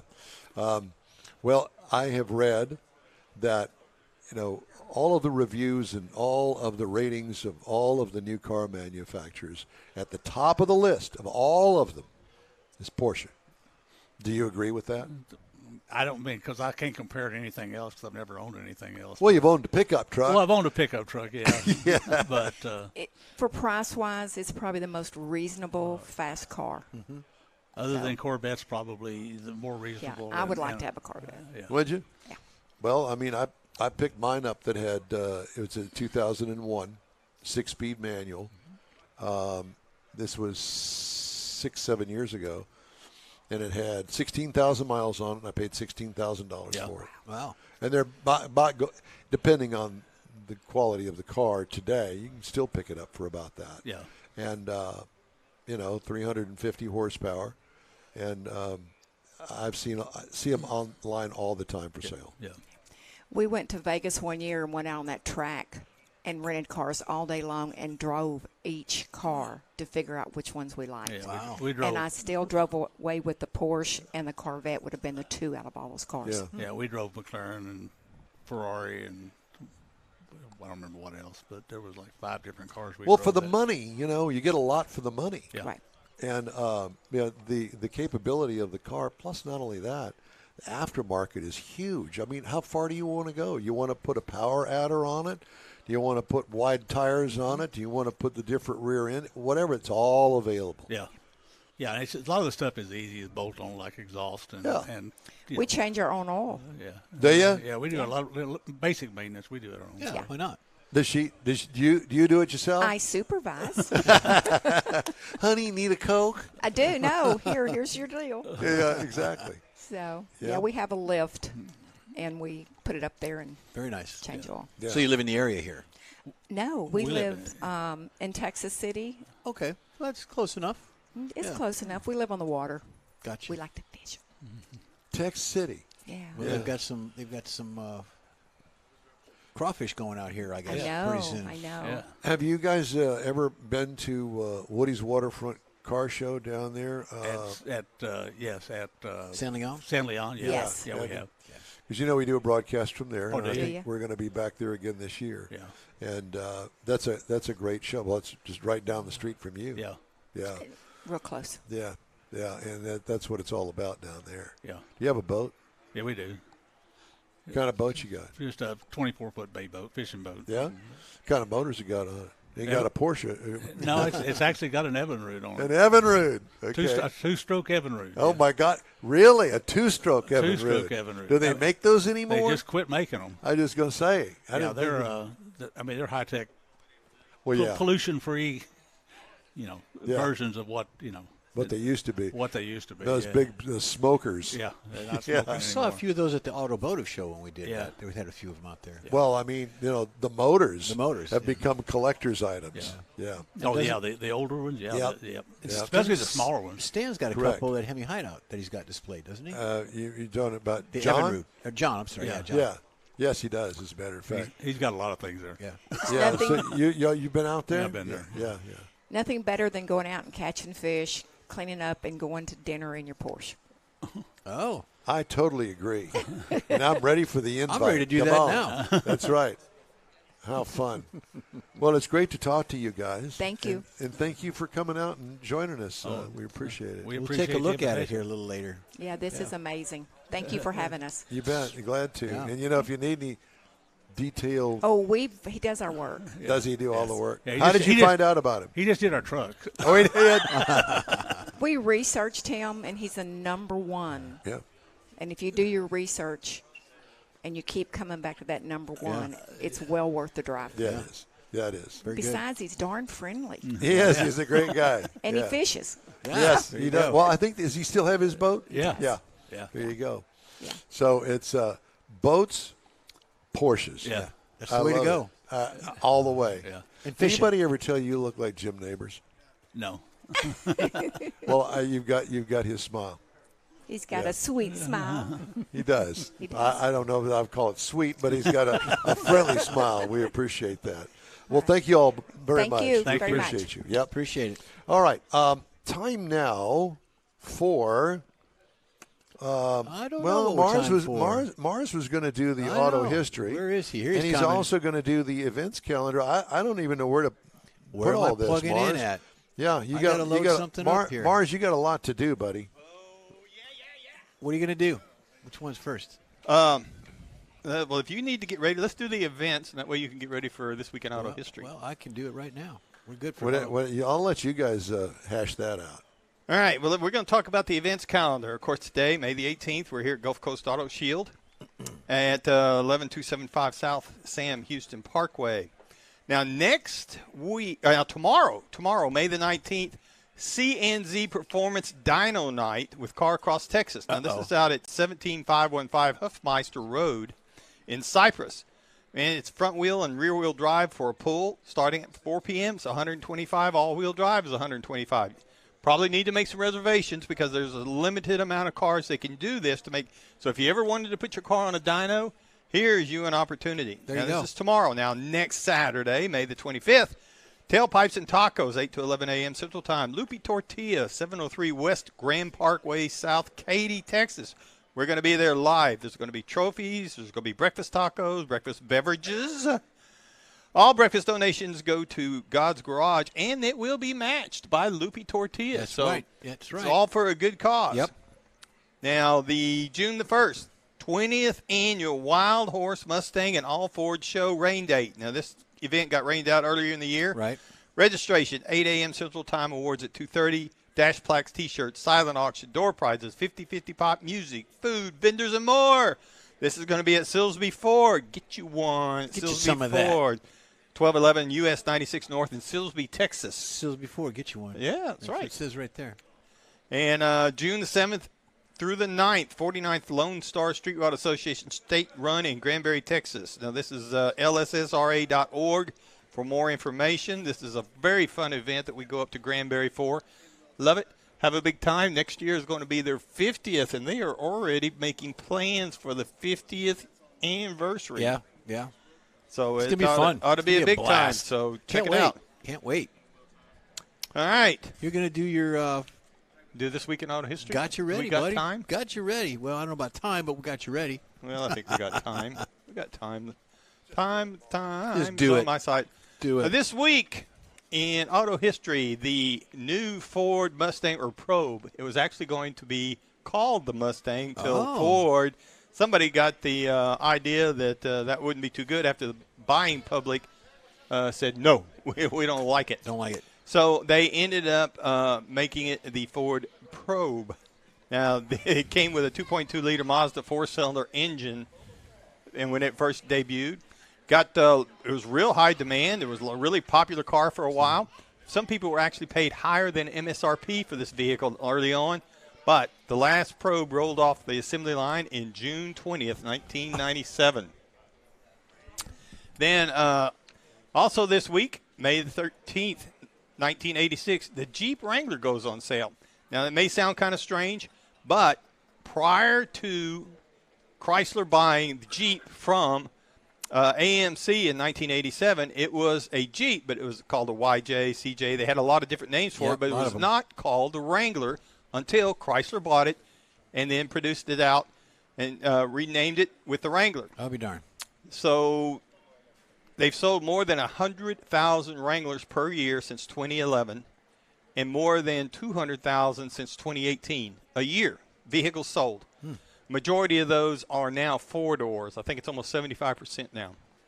Also this week, Subaru introduces the 1000. Now, this is important because it's tiny rear-engine 360 for a decade is what they sold, but they wanted to compete with Corolla, Nissan, Mazda, and others, so they made this first front-wheel drive car that they ever built with a 977cc boxer engine with 54 horsepower. And they produced that until 1969. And that would be this week in auto history. You're a miracle worker, Mars. Is he? So am I. Because I have, from Travelin' Tom's coffee truck, I ordered one. I'm getting one of those. yeah, it's an icy, cold, macchiato, chocolatey love thing. And it's really, really good. What did you send that to me? Is that a Ford? Well, I didn't. Is it what? Have it. A A Ford? Ford Oh, here it Mach-E. is. Ford Mach-E. Mach-E. Is it a Ford Mach-E? That's No, a good it's point. not a Ford That was Mach-E. good, Michael. That was No, good. it's not. I did before. I've got a special treat that I'm going to turn you on to. Right after a quick break, you're on the In-Wheel Time Car Talk Show. You stay with us. On Pro-Am Auto Accessories has been serving Houston's auto enthusiasts since 1984, providing world-class products for sports cars, European sedans, and American muscle. Pro-Am is known as the place to go to find exclusive and hard-to-find parts and accessories. Pro-Am is one of the very first distributors in the USA for brands such as Recaro, Redline, Momo, Corbo, and Simpson. Located in the heart of Houston's premier retail and service corridor, the Galleria area, Pro-Am's walk-in storefront includes an 8,000-square-foot warehouse, showroom, and installation bays. Pro-Am not only sells parts and accessories, but also offers installation and service. Pro-Am is now reaching a worldwide audience through Pro-Am.com, taking its local reputation to the rest of the world. At Pro-Am Auto, you'll be dealing with a small group of professionals who truly want to help you with your automotive needs. If you don't see what you're looking for on the website, call and Pro-Am will lend you a hand. Pro-Am Auto, 6125 Richmond at Green Ridge in Houston's Galleria area. Call them at 713-781-7755. Want to feel good about something special you did for someone special? In Wheel Time and the original Lupi Tortilla group of Tex-Mex restaurants have joined together to help a very worthy cause, God's Garage, a Christian-based 501c3 charity. We know there are lots of places and organizations out there where you can donate a car, truck, or SUV, but we're asking you, our car enthusiast family, to consider donating to God's Garage. Visit godsgarage.org and learn about its mission, the women that have been helped, how each one is screened, and about their Restore You program.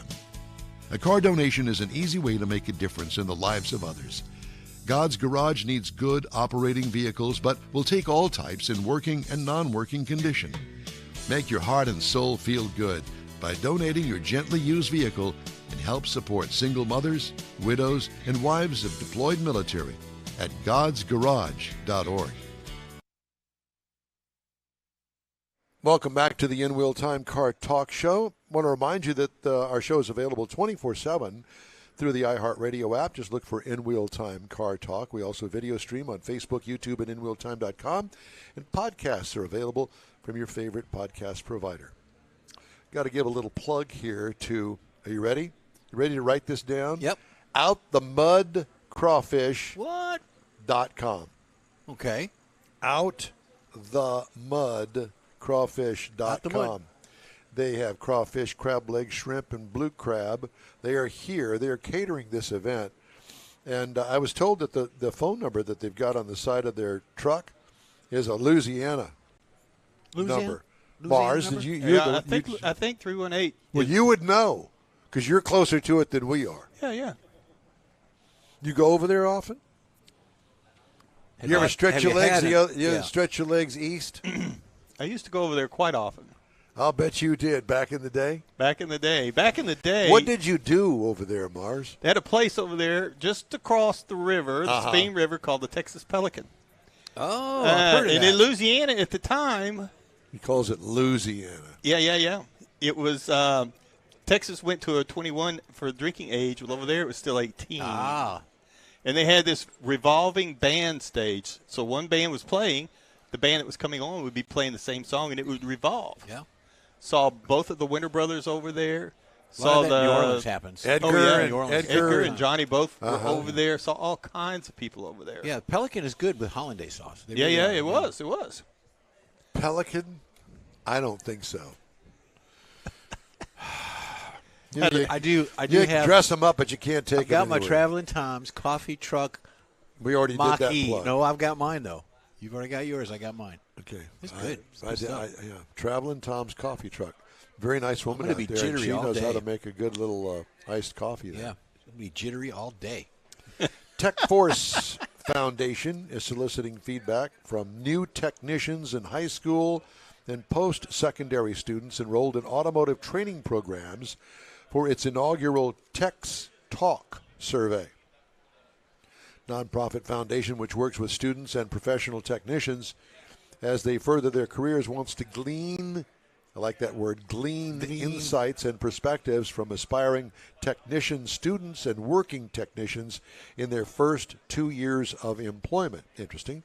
Foundation said there are currently 3 technician openings for every tech school or community college graduate. Wow. Part of the problem is young techs quit after a short time on the job. Survey is open to all young technicians in the automotive, aviation, collision, diesel, restoration, welding, and other related programs. Results will be shared publicly. So go to Tech Force, one word, Tech Force Foundation, and you can get whatever it is that you need to glean from that. Okay. Ford Motor Company has issued a call to action Uh-oh. to suppliers asking for help reducing costs on electric vehicle production, where the automaker is bleeding billions of dollars. The memo offers a look into how heavily Ford is leaning on suppliers to help with EVs. It comes even as many of those suppliers grapple with dramatically lower volumes and production delays by Ford and other customers. The EV business has been an enormous money loser for Ford, which anticipates its Model E unit will rack up $5.5 billion in losses this year. The automaker's competitors, especially General Motors, have poured massive investments into EVs in the battle against Tesla and fast-rising Chinese automakers. They in some serious doo-doo over there. Yeah. I'm telling you, how they can justify continuing, and politics aside, just look at the money. Just look at the dollars and cents. Well, it's all about the politics, actually. I don't know what's happened. I don't know either.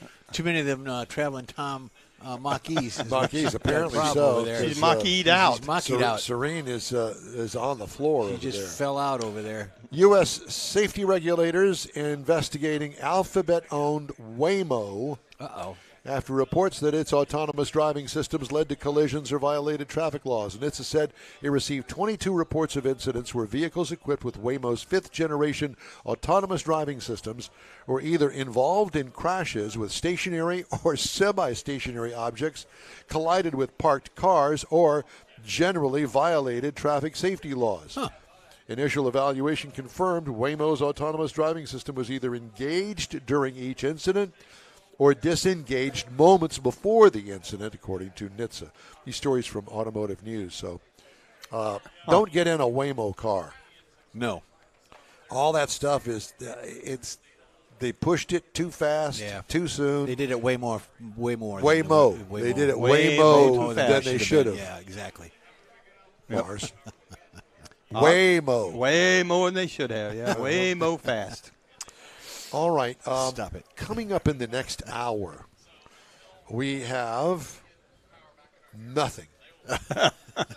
We have guests. We have guests, and later on we got the cruise-in calendar. Did you already do that? No.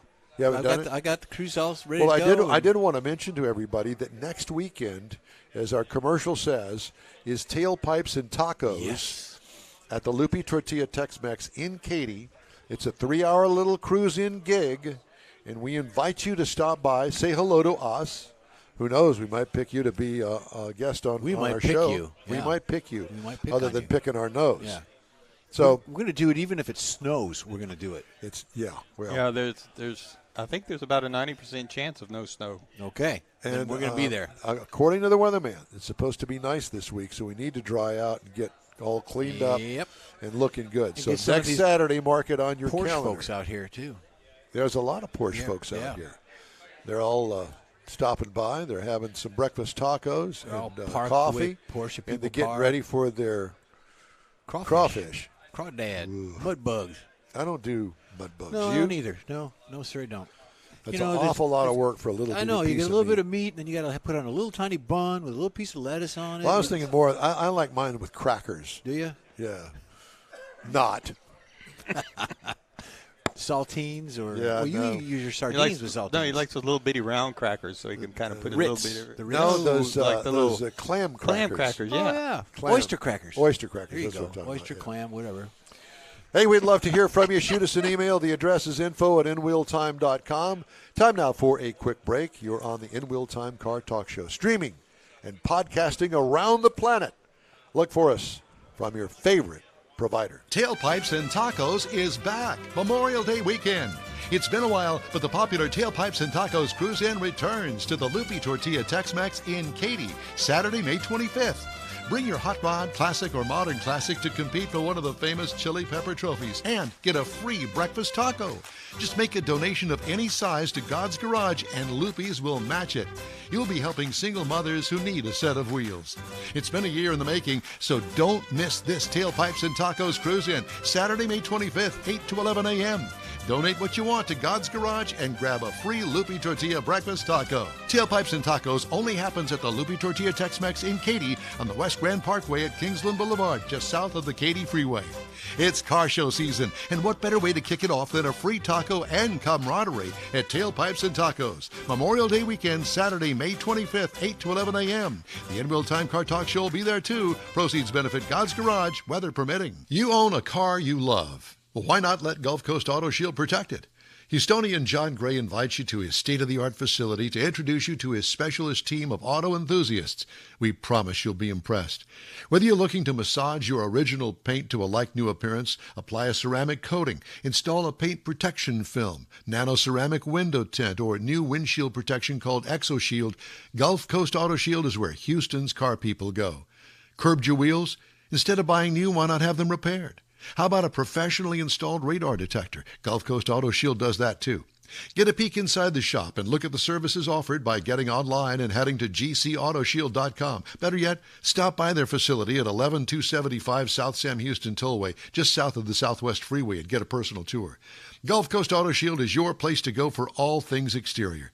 Call them today, 832-930-5655 or gcautoshield.com. Podcasting and streaming around the globe. It's the In Wheel Time Car Talk Show. Today, coming to you from the Gulf Coast Auto Shield Spring Car Social.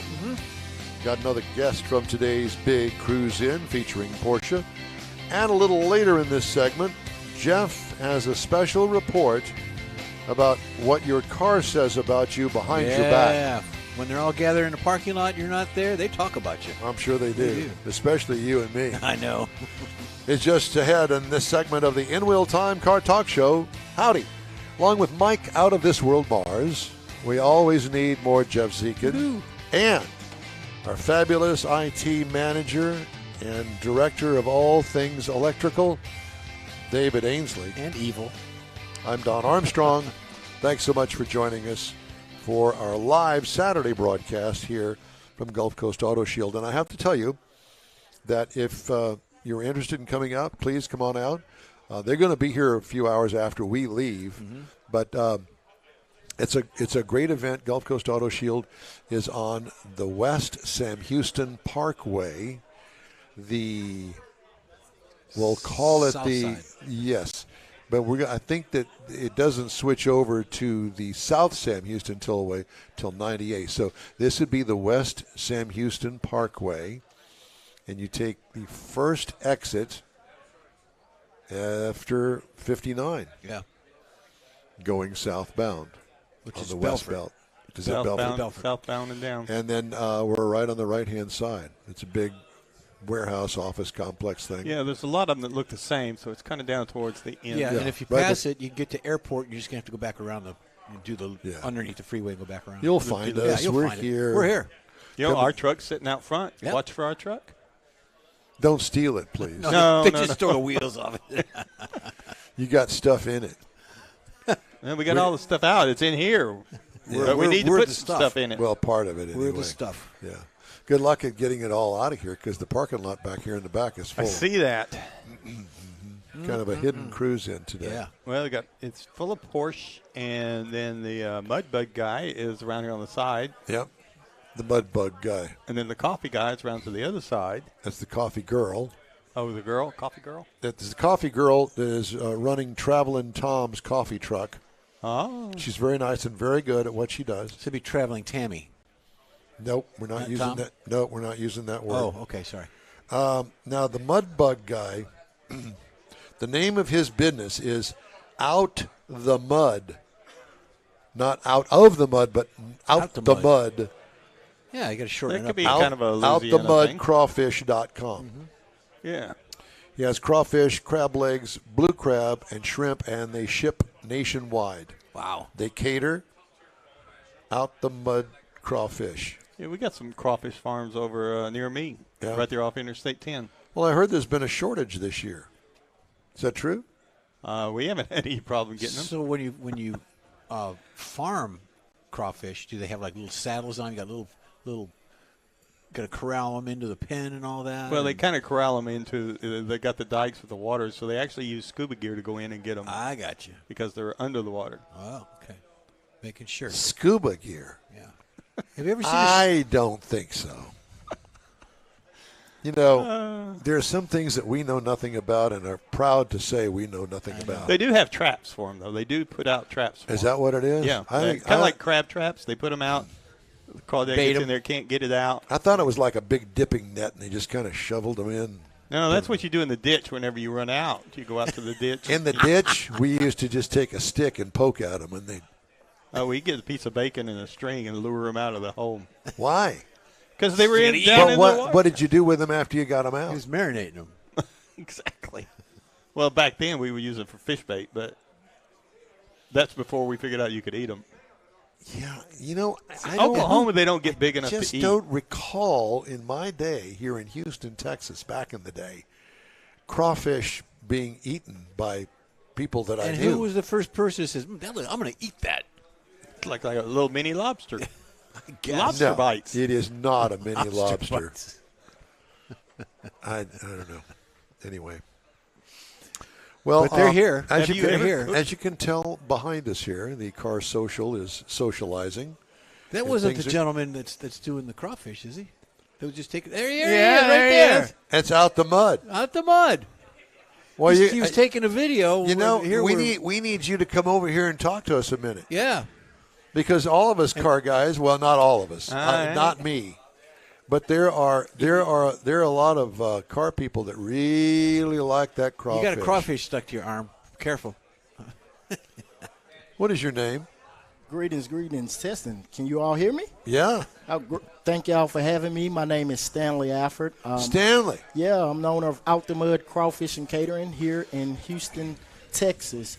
And it's a pleasure to be amongst you all and all of these beautiful Now cars. wait a minute, you're here in Houston? Yeah, we're located here. We're originally from what is Louisiana. that phone number on the side? That's a Louisiana phone number. Right, because we're originally from Louisiana and we kept our original number. That'll be Very darned. good. I like There you it. So you moved here because all the business is over here? You know what? We moved here due to a storm several years ago, but you're right. It's a lot of business, and the industry is rapidly Booming. growing here in Houston. Are you busy every day? Probably 5 days out of a week. We take a couple days off just to rest. But, yeah, you're right. We got it. Yeah, we you got to always recharge. Yeah, absolutely. Okay, so I know this doesn't have anything to do with cars, but I've got to ask you because I always wanted to know. So give me the process of cooking crawfish. Boiling. You boil them. I understand that. It's cooking them, whatever. This is going to blow your mind because from the time that I've sat down here, the crawfish are probably done. But it's simple. Get your water to a really, really rapid boil. Have your season in there. Pour the crawfish in the boiling water. They're live crawfish. Live crawfish. We don't want dead crawfish. They collect a lot of bacteria, so we weed all of those out. We're giving you real, authentic Louisiana live crawfish. About 3 minutes, they're done. 3 minutes? Yeah, 3 minutes top. They're done. Here's the tricky part. Although they are done, they are not ready to eat. And you say, what? They're not ready to eat? Well, we're going to let them soak up flavor. We're going to let us soak up flavor. Do you take them out of the water? No, the flavor is in the water. So you just turn the boiling off. Turn the boiler off, and you let that temp drop on the water. And at that point, your crawfish start to soak up that beautiful flavor. You got to stir them and all that. Yeah. Do a little. Agitate them a little bit. Now, do you have your own seasoning? You know what? We're working on that as we speak because we have to get it perfect. But we pretty much create a great seasoned blend, but we don't have our own brand as of yet. Yeah. Well, if for somebody that's stupid like me when it comes to that sort of stuff, what is a good seasoning that you can go to the H-E-B and buy? You know what? You can go and get any brand originally from Louisiana. The top that come to my mind is going to be obviously your Louisiana, your Zatarain's. You have your Slap Your Mama. You have all of those different. Because I know it's like mustard. There's 100 of them on the shelf. Yeah. It's a ton of new brands that are coming to market. And yours is going to be soon. Yeah, we're going to be competing with all of them. Now, is this the season for crawfish boils? Because my son-in-law, David Pitts, just did one last weekend with his friends, and there was like 50 people there, and they were all just getting after it. They're all participating in the boil, and they put the corn and the sausage. That goes all in the same. Potatoes. That all goes in the same boil? Absolutely. Because that absorbs the seasoning. Absolutely. It all goes in the same boil. When we typically go out and do a boil, we separate ours. Like we cook our corn, sausage, and potatoes in a different pot because you may have one or two people that just may be allergic to shellfish. However, when you're doing a backyard boil, everybody at that It's backyard free-for-all. bar know what's Yeah, going on. yeah. So, yeah, you Free-for-all. put it all in the same Now, do you pot. throw shrimp in there too? Yeah, yeah. You get the old blue crab in it. Why not? A rack of ribs. That's what I'm talking. Maybe not that. Where do you get your crawfish from? We actually get them from a wholesaler here. We deal with a few wholesalers, but Here in town, in Houston? yeah, bring them Okay, fresh. so you don't from have to go get them out of Louisiana. Somebody No. else is doing that. Absolutely, absolutely. So there was are we in a season, I heard rumors, because I don't eat them, that there was a shortage or they're not as big or there's something going on. They all went on strike, whatever. There's something going on with it. Crawfish went on strike. Yeah, they went on a strike on us early on. So crawfish season spans from about January to, let's say, the beginning of July. Well, January and February were horrible because farmers were catching probably a slight percentage of what they would have caught, let's say, in the last previous years. And supply and demand came into effect, so the price tripled, right? Let's say if I was supposed to be paying $3 around January or February, well, I had to pay $9 a pound my cost. Whoa. So it was horrible. It was really horrible. The farms were just not producing crawfish. And I think it related back to the drought in 2023. Okay. I think that had a lot to do with it. So the weather conditions definitely played a part. How old is a crawfish when you put them in the boiling water? You know what? I have never asked one, but Never checked his ID? You know what? I'll get back to you on that because we do have some experts that they know all of that good stuff. Well, Mike just mentioned, and you were taking a picture about the farming end of it, that they've got crawfish farms. There's got to be an age or time limit that, okay, we got a crawfish and it's grown up to so long, and then you take it. Yeah. So obviously crawfish comes in different sizes, right?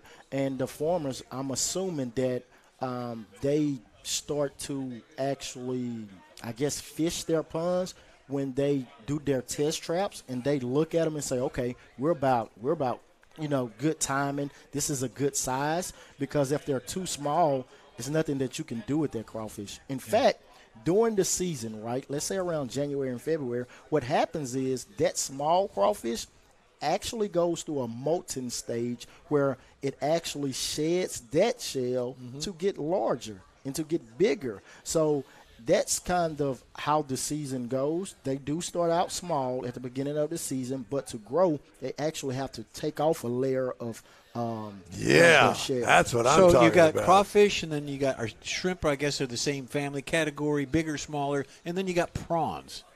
Prawns are I see prawns on a stick. I guess you have them. You know what? I don't know if they're native to this area at all. I think we will have to travel a little bit further out in the ocean. Now, I'm not an expert in that area. I'm You just sound like giving you are. You sound my opinion. convincing Got us me. convinced, yeah. I know. Okay, now here's a dumb question. How'd you get doing this? You know what? Real simple. I love cooking, right? I just enjoy the kitchen. It's therapeutic to me. But fast forward, first time that my wife bought me a pot to do turkey for Thanksgiving, I thought it was a great idea to do crawfish. Oh, and there I you go. did. And when I For say Thanksgiving. Well, it was a little bit after Thanksgiving. When I tell you they was the most horrible crawfish I've ever tasted. Well, you're honest about that. Yeah, they were horrible. But I'm from Louisiana. We've been eating crawfish our whole lives. Where in Louisiana are you from? I'm from Coshada, Louisiana. Where the reservation is. That town that you're speaking of is actually called Kinder. There is an Indian yeah, reservation yeah. called Coshada. However, my town and city is called Coshada, and it's located in between Shreveport, Louisiana, and Natchitoches, Louisiana. Little small country town. Yep. I joke all the time when people ask where I'm from. I tell them, yeah, it's a town, with all of the skyscrapers. But it's not, man. We have 2 red lights and 1 grocery store there. Very good. Nothing wrong with that. But to answer your question, how I got into it, I did my first batch of crawfish. We had a very terrible storm back in Monroe, Louisiana, where me and my wife went to school at. We was out of our home, let's say 13 days. Well, at that point, I wanted to come work in the construction industry just to get some money so we can get back on our feet. Houston is obviously diverse. When we got here, I wanted to bring real, authentic Louisiana food to Houston. I started with crawfish. We got the recipe to where we thought that it should be. and we started doing backyard bars around 2018. 2020 happened, COVID hit. We created what's called the boil in the box, where we boil your crawfish and we deliver it to your doorstep.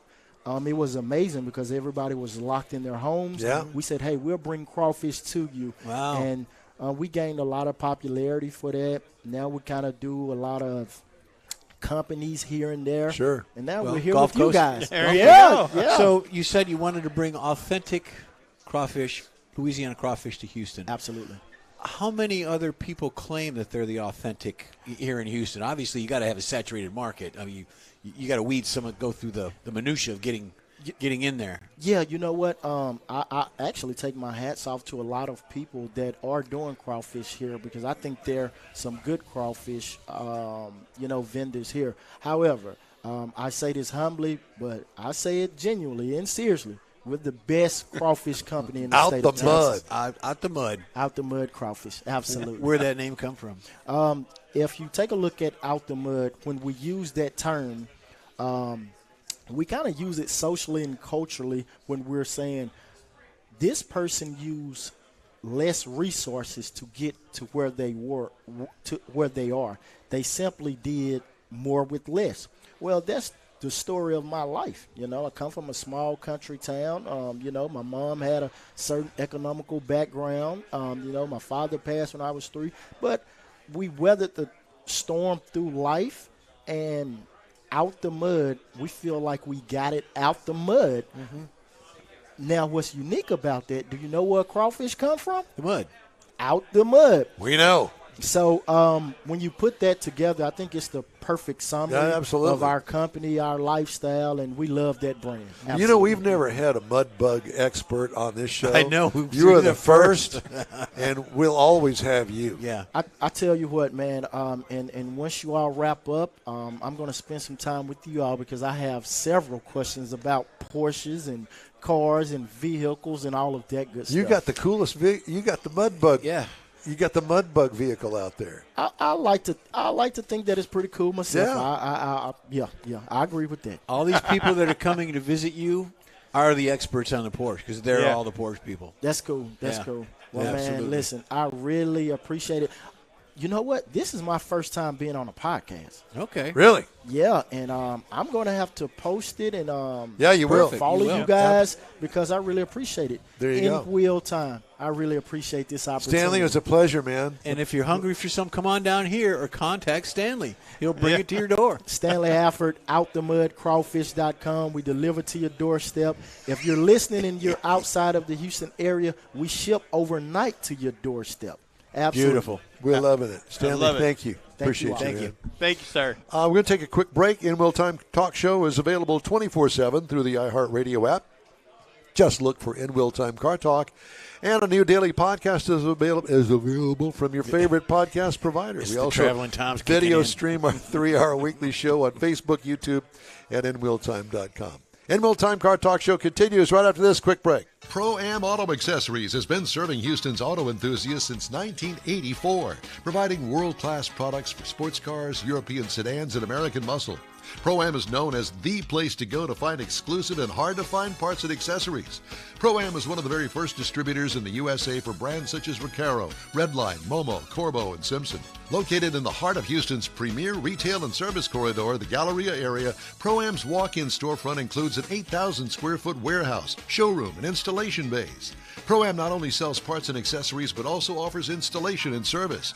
Pro-Am is now reaching a worldwide audience through Pro-Am.com, taking its local reputation to the rest of the world. At Pro-Am Auto, you'll be dealing with a small group of professionals who truly want to help you with your automotive needs. If you don't see what you're looking for on the website, call and Pro-Am will lend you a hand. Pro-Am Auto, 6125 Richmond at Green Ridge in Houston's Galleria area. Call them at 713-781-7755. Want to feel good about something special you did for someone special? In Wheel Time and the original Lupi Tortilla group of Tex-Mex restaurants have joined together to help a very worthy cause, God's Garage, a Christian-based 501c3 charity. We know there are lots of places and organizations out there where you can donate a car, truck, or SUV, but we're asking you, our car enthusiast family, to consider donating to God's Garage. Visit godsgarage.org and learn about its mission, the women that have been helped, how each one is screened, and about their Restore You program. A car donation is an easy way to make a difference in the lives of others. God's Garage needs good operating vehicles, but will take all types in working and non-working condition. Make your heart and soul feel good by donating your gently used vehicle and help support single mothers, widows, and wives of deployed military at godsgarage.org. Welcome back to the In Wheel Time Car Talk Show. And while we're at it, I wanted to remind you that next week we're going to be at Tailpipes and Tacos out there at the Lupe Tortilla Tex-Mex in Katy on the Grand Parkway at Kingsland Boulevard. And also going to be with us, it's kind of a 2-for-1, because not only will we have the cruise in, but we understand that God's Garage is going to be there as well. Mm-hmm. Isn't that correct, Mr. Mars? Sure, I believe so. Yes, sir. There are Brad Thompson with him. He's going to actually bring his Corvette out, and he's going to be there at 8 o'clock, and he'll be there for the whole event. What kind of Corvette does he have? A C6. 6 or 7. Yeah, it's not a 5 for No. sure. No, I think it's a 6 or 7. Okay. Well, he's got one up on me again. That's all right. Hey, if you'd like to get in touch with us, shoot us an email. The address is info@inwheeltime.com. We have a new feature here on the In Wheel Time Car Talk Show called Inside Jeff Zekin's Mind. Oh, man. And this week in the mind of Jeff Zekin is what your car says about you. You bet. Behind your back. Okay, well, your car is more than just a mode of transportation. It's a reflection of your personality, Michael, and your lifestyle. Every part of your car tells a story, from the make and model to the bumper stickers. The subtle, not so subtle signs, or the subtle signs, can give you what your car is giving off about you. So here we go. The first one is a luxury brand. Driving a luxury brand car indicates status and taste for the finer things in life, much like these Porsche folks we have here. Great value, the quality, the exclusivity. Whether it's a sleek Mercedes-Benz or a Lexus, your car reflects your desire for elegance. How about that? The next one is eco-friendly brands. Opting for an eco-friendly brand shows your commitment to sustainability, your care about the environment, and you want to minimize your carbon footprint, David. Electric cars like Tesla or hybrids like the Toyota Prius align with your values. How about that? Extroverts and bold cars. Extroverts tend to prefer bold, expensive, and fast cars. Alpha. These vehicles mirror their adventurous spirit and desire for attention, Don. You're likely an extroverted thrill seeker if you drive a flashy sports car or a C5 Corvette or a convertible. Bumper stickers and There's your car. Bumper stickers and decals, Michael. If your car is adorned with bumper stickers, decals, or personalized license plates, you're likely expressive or passionate about certain causes or interests. Whether it's a witty quote, a political statement, or a fandom reference. Reference. I can't say reference. These stickers reveal your personality and affiliations. So you like your sports teams and all that, you Who's got a that? bumper sticker. That guy right there is Messi versus the immaculate interior. How about that? The state of your car's interior speaks volumes, people. A cluttered, messy interior suggests that you're busy, spontaneous, and perhaps a bit chaotic, or just a slob. On the other hand, an immaculate interior with vacuum carpets and neatly organized compartments, Don, indicates perfectionism and attention to detail. That's me. And the last one we have is if you're frugal versus the indulgence. Your car choice reflects your spending habits. Some people opt for being frugal, choosing practical, budget-friendly models. Others indulge in luxury cars, prioritizing comfort and style. Your car reveals whatever you're saver or spender, it reflects on you. The end. How about that? My coffee's kicking in. I'm the guy there with the white fedora. That's exactly. me. Oh, yeah. In the convertible that you got to reach out to open it from the outside. Reach out and that's touch not me. me. Touch That's someone. not me, Reach no. out and touch someone. There you go. Well, that was fun. Well, Yeah. the court said you can't do that anymore, though, Jeff. Exactly. Inside Jeff Zekin's mind. Oh, boy. Today's In-Will Time Car Talk Show is sponsored by the group of original Lupi Tortilla restaurants. They are located in Houston, Beaumont, College Station, also Gulf Coast Auto Shield, and Pro-Am Auto Accessories. Those are all of our supporters. Yeah, absolutely. Kind of really not part of the news segment, but it's news. So I'm going to do it now. Okay.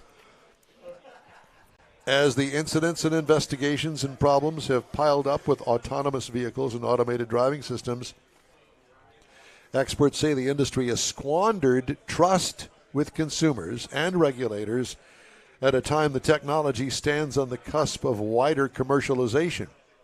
Nearly 2/3 of U.S. drivers expressed fear of self-driving technology in the latest related AAA consumer survey conducted in January. Problems during the past year include a Cruise robotaxi striking a pedestrian and accusations from California regulators the company omitted safety information in a meeting regarding that incident. AV interference with emergency responders, and a federal investigation that found a critical safety gap in Tesla's autopilot system.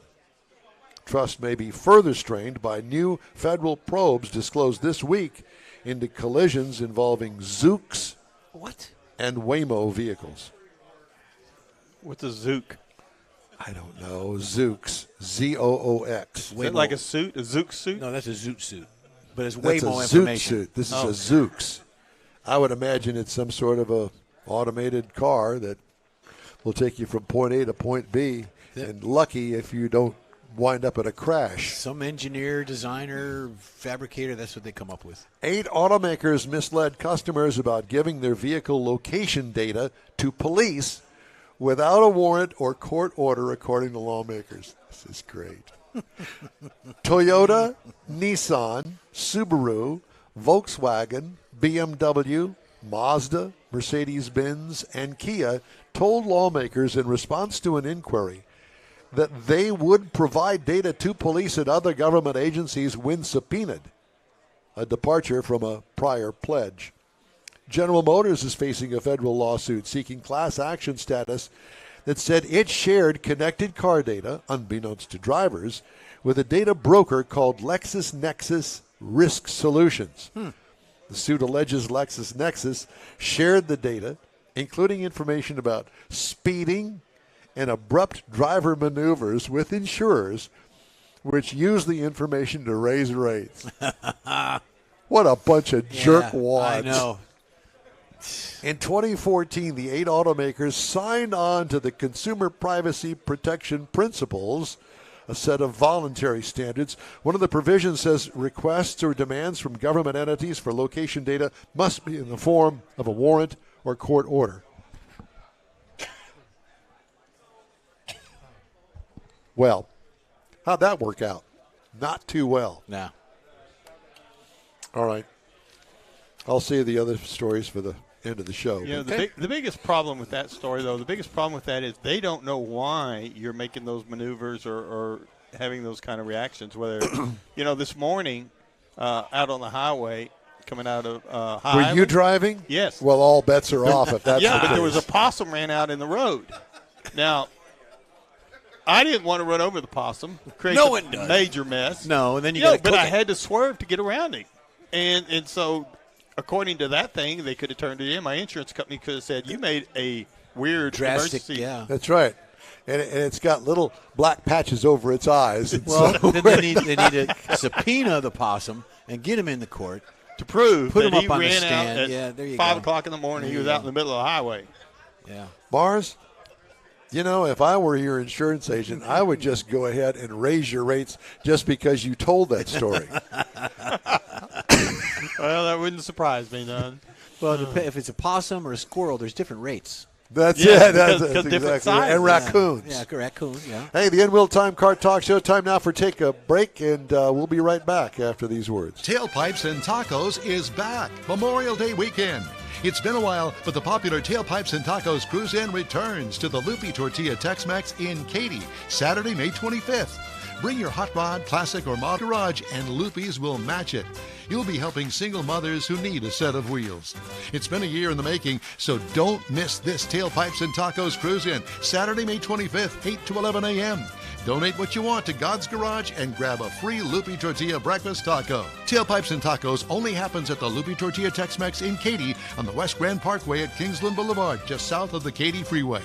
It's car show season, and what better way to kick it off than a free taco and camaraderie at Tailpipes and Tacos. Memorial Day weekend, Saturday, May 25th, 8 to 11 a.m. The In-Wheel Time Car Talk Show will be there too. Proceeds benefit God's Garage, weather permitting. You own a car you love. Well, why not let Gulf Coast Auto Shield protect it? Houstonian John Gray invites you to his state-of-the-art facility to introduce you to his specialist team of auto enthusiasts. We promise you'll be impressed. Whether you're looking to massage your original paint to a like-new appearance, apply a ceramic coating, install a paint protection film, nano-ceramic window tint, or new windshield protection called ExoShield, Gulf Coast Auto Shield is where Houston's car people go. Curbed your wheels? Instead of buying new, why not have them repaired? How about a professionally installed radar detector? Gulf Coast Auto Shield does that too. Get a peek inside the shop and look at the services offered by getting online and heading to gcautoshield.com. Better yet, stop by their facility at 11275 South Sam Houston Tollway, just south of the Southwest Freeway, and get a personal tour. Gulf Coast Auto Shield is your place to go for all things exterior. Call them today, 832-930-5655 or gcautoshield.com. You got us. The In-Wheel Time Car Talk Show.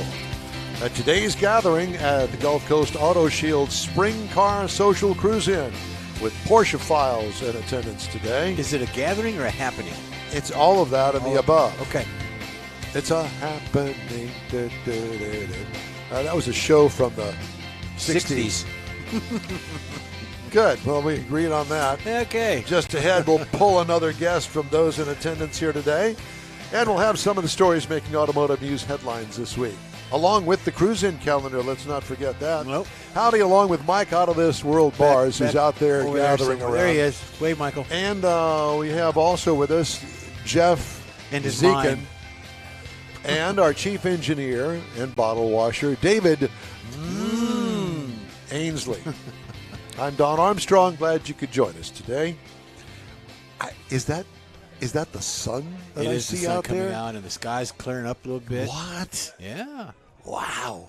You know, this is the second week in a row we've seen David. We're going to see him next week again, and then we're going to see him in another couple of weeks after that up in Granbury. So we've got, we got a little thing going on. Yeah, a little thing. Yeah. Well, the Granbury thing, I think we're going to be back in the studio for one episode. Right, and then go to Granbury. And then we go to Granbury. Yeah. Yes. And that particular episode that we're going to be in the studio, after that, I'll be leaving to go to Denver. Mm-hmm. And then, so I'm going to go from Houston to Dallas, catch an airplane from Dallas to Denver, go and visit my Katie in Denver for 5 days. The Thursday night of my visit there, we're going to Red Rocks. Oh, Red Rocks. And we're going to see Brit Floyd. Brit Floyd, great concert. And then get up on Friday morning and turn in my Lexus RX 450H. Oh, so you got a hybrid.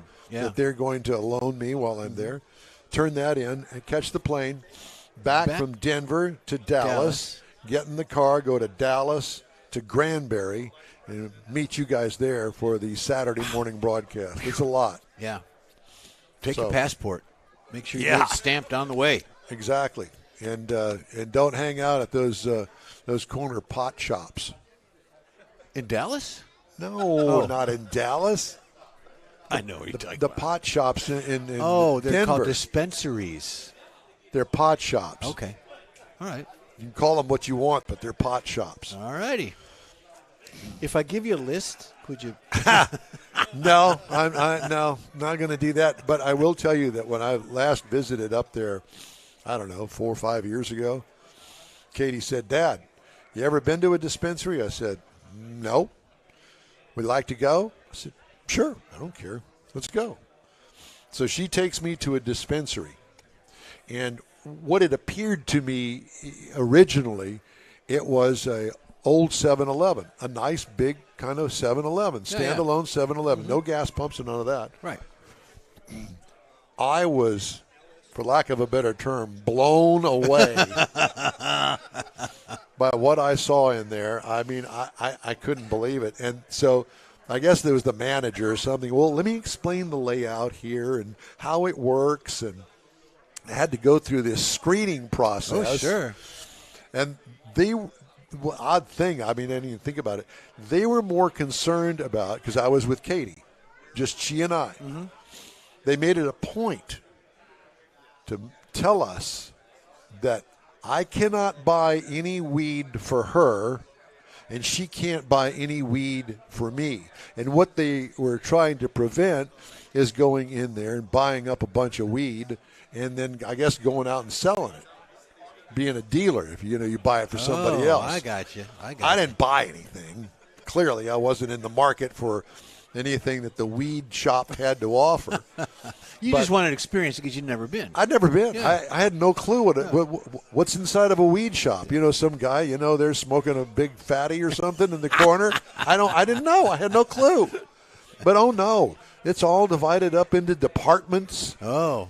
And paraphernalia, and it's like a Macy's of pot. Like the shoe department, the men's department, the I'm lingerie department. I was like, are you kidding me? And there's one of these things on every corner there. Wow. It's truly amazing. All right. One Enough of of my these pot story. Go ahead, Mr. Mars. Well, it just reminded me of taking my wife to New Orleans and going in some of the places down there, and I said, we just need to go in here so we can experience it. New Orleans has that too? Yeah, How'd that work out with Becky? It didn't work out very well at all. One and we were done. Everybody wanted to know, did I buy anything there? No, I didn't buy anything there. I'm not in the market for pot, but I guess that there are a lot of people that are. I just medicinal purposes only. And here to save us from this conversation. His officer. Stan Tripp is the vice president of the Lone Star Region Porsche Club of America. Cool. Did I get all that out? Stan. Man. TRIPP. I had to write it down. Yes, that's right. So this is your event? No, it's not. This event, we are, I guess, co-sponsors, but the gentleman that owns Gulf Coast, right, John, John. It's his event. Yeah, it's his event, but you're providing support. You're the club, support. right? Yes. Okay, well, let's move beyond that because I have questions. Okay. How long have you been a Porsche guy? All your life? No. Well, I've loved Porsches all my life. Well, we all have. I didn't buy one until 2017, and that's when I joined the Porsche Club. Seriously? Yes. What did you have before? Muscle cars, mainly. Old Shelbys and Mustangs and very good. Cobras, but so Porsches. you're a muscle man. I am. Yeah, yes. I got that. So what made you dip your toe into the Porsche world? Well, I always loved them, and had you ever ridden in them before? Do you have any experience? Yes, I'd ridden in them, and growing up had neighbors that had them, and I just loved them, and always wanted one. But I always thought, they're so complicated. I don't want to buy a car that's that complicated. I knew muscle cars, right? Right. So I figured I can work on those, and I do like to work on the cars. And finally, I was looking through. I was on the internet. My wife comes over my shoulder and says, "What are you looking at?" And I said, "Oh, Porsches." And she says, "Porn." She says, "Car porn," essentially. But she said, "Why don't you get one?" So this was after I retired. So it was sort of you have to act fast when you get that opening. You got to jump on it. Exactly. Yeah. So. And what did you buy? I bought a 911 GTS. Oh my! Well, isn't that like top of the line 911? No, it's not. There are others. There's the GT cars, GT3s, and GT3 RSs. Okay, so what makes it a GTS? GTS has a little more power than the S. Okay. There's a base model, an S model, and a GTS. And GTS has a little bit different suspension and a little more power. So it's a little hot rodder. It is, yes. More so than the base one. Yes. Yeah. Okay. Yes. Now, do you drive it every day? I don't. It's sort of my toy. I take it out on the track occasionally. I was just going to ask you that. And drive it to events like this. And we're going to a National Porsche Club event in Birmingham, Alabama here in June, and we'll drive that. My mother's side of the family's from Birmingham, and my youngest daughter is Roll Tide. Well, I'm a Buckeye, so yeah, Boomer Sooner. I'm not sure. Okay, there Well, we go. All over. You're the one that's going, not me. Okay, so you're going to take this car. Is your wife going with you? She is going with me. This will be the first time for either of us to attend an event like this, a national event. Is So, she of here course, with you today? She's not. No, she's. Does she know that she's going to go to this event? She does now. Yeah. Surprise! Yes, she does. So, and of course, the question's always, well, what do I bring to wear? What am I going to be doing? Well, of course, right? yeah. So, it's, a thought that never even occurred to me, but anyway. Exactly. That's a woman. Yeah. Does she drive it? She has. She doesn't normally. So she doesn't really enjoy the driving, although she has a Macan S, and she loves that car. So wait a minute. You didn't spring that on us I to know. the very beginning. Just kinda slid so that this in is there. a Porsche, his and hers. Family. Yes. Yeah. Does Wow. she have hers first? She did. Actually, we were out looking for a new car, and I made the mistake, I guess you'd say, of taking her to the Porsche dealership. And she drove the Macan S, and she said, I love this. I said, why? And she says, well, the navigation's intuitive, and it doesn't push against the back of the headrest doesn't push against the back of my head Messing when I have up my hair. up. Yes, exactly. Yeah. I have So- that same feature. Yeah. Well, isn't that interesting? That both of you guys, and she was the one that started off this thing. She did. And I didn't join the Porsche Club whenever we got her car because I thought, well, it's just a SUV. Yeah. So it wasn't a sports car, so to speak. Yeah. So Now, do you still have any other your old cars that you? Your muscle cars? I do. I have a Superformance Cobra. Oh. I love to drive that.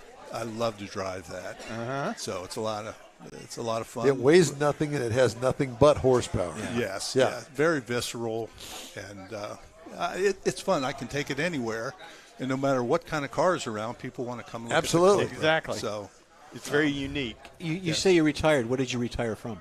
I'd worked for an oil company and then a chemical company. Okay. So I had a career in that industry. Very good. So mostly overseas, and then back here in the United States from 2010 until 2017. Nice. So, Yeah. yeah. Very good. Yeah. Very nice. And now, did you have to drive a ways to get here? I didn't. I live in Sugar Land. Oh, you do? So it was it's Easy an drive. easy place, yes. Yeah. And I'm familiar with John. He's done work on all my cars. That's the first place I take the car is to get the PPF. Yep. Yeah, before anything film. happens, Yes. get it done. Yes. So. Yeah, that's great. Well, But, Jeff and I are Jeff- Sugarlanders as well. Yeah. Oh, are you really? Yeah, okay. Okay. Jeff Yeah, lives it's- over by the airport, and I live over by the sugar factory. Okay. All right. Well, Yeah, I'm we're in. like 10 minutes, 15 minutes away from each other. I'm sort of at the other south end in Riverstone. Oh, yeah. Okay. So, Yes. yeah, it's a great place to live. We were fortunate, touch wood, we didn't lose power Yeah, here recently. very fortunate, And, yeah. So it's been a great place to raise a family, actually. Yeah. Do you have kids? We do. We have 4. They're all grown and off and independent, and all but one is married. The last one gets married this fall, in September. Oh, very good. Congratulations on that. Well, thank you. Well, the exciting thing is right after that, one of the others is expecting their first child. Oh, so again, we'll yeah. be grandparents Lots in the of things fall. coming up. Lots of things coming up. Well, save Yes. the Porsche and hand it down to the grandchildren. Yes. There you go. Yes. Yeah. Well, that's what my the sons always look at it and say, who are you going to leave this one to? So, I have to Yeah, keep- how many keep you it got? How simple. many boys you got? 3 boys and 1 girl. So What does that mean, Mars? Well, I'm just thinking to save some wear and tear, he just needs No, to buy another I've got Porsche. it figured that out. way he'll have I've, 3. I've got your answer. You just go out and get 3 more Porsches. And Well, that way yeah. everyone has one. there we go. There you go. Yeah. So Oh, God. yeah, we Give the girl the SUV, and then the boys can have. have the sports cars. Yeah. Yeah, I have one boy that wants the Cobra, so I've got that covered. Yeah, well, and you got the other Porsche, the 1911. Yeah, you only need to buy one. So tell me about the Porsche Club. Well, we've got nationally, I don't know the exact numbers, but it is a national organization.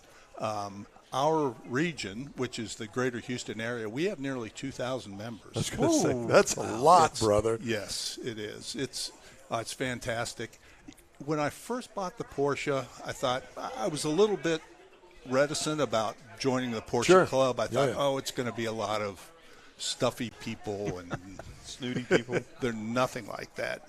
Everybody in the club that I've met, they've just been the nicest people. They love to talk about their cars, their families, what they do. Y'all have lots of events?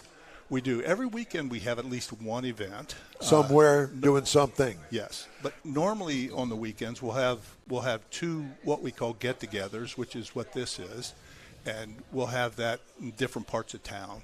But there's normally two every weekend, except for the first weekend, and then there's only one. So in other words, your full-time job now that you're retired is the Porsche Club. Actually, sometimes it feels that way. Exactly. So did you attend Keels and Wheels this past? I didn't. I was out of town. Okay. So we had my wife's sister had a birthday in Austin, and we went up there for a surprise party. Yeah, it was a good event. But, a lot of nice stuff up there. Please tell me that you don't have lots of meetings.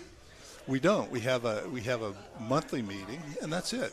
Yeah. Do they do the minutes at the meeting? There's minutes. No, with 2,000 people though, you got to kind of keep track of things. So you get lost. You take the minutes and you keep them to yourself. That's the way that works. When you're done, let us know. We'll show up. Yeah. The challenge is really having events that reaches out, touches somebody in the club. With 2,000 people, I would estimate maybe 300 to 400 really are active participants, and the others just enjoy. They have one or two big events a year. Well, we have quarterly dinners where we'll have pick a restaurant, and Maggiano's was the last place that we met. And we'll have a dinner there and send out not really invitations, notices really to everybody in the club, and they sign up. Very popular. Usually we cap out in less than a week. Of how many? So 100 to 150. Kind of depends on the size of the restaurant. It does. It does.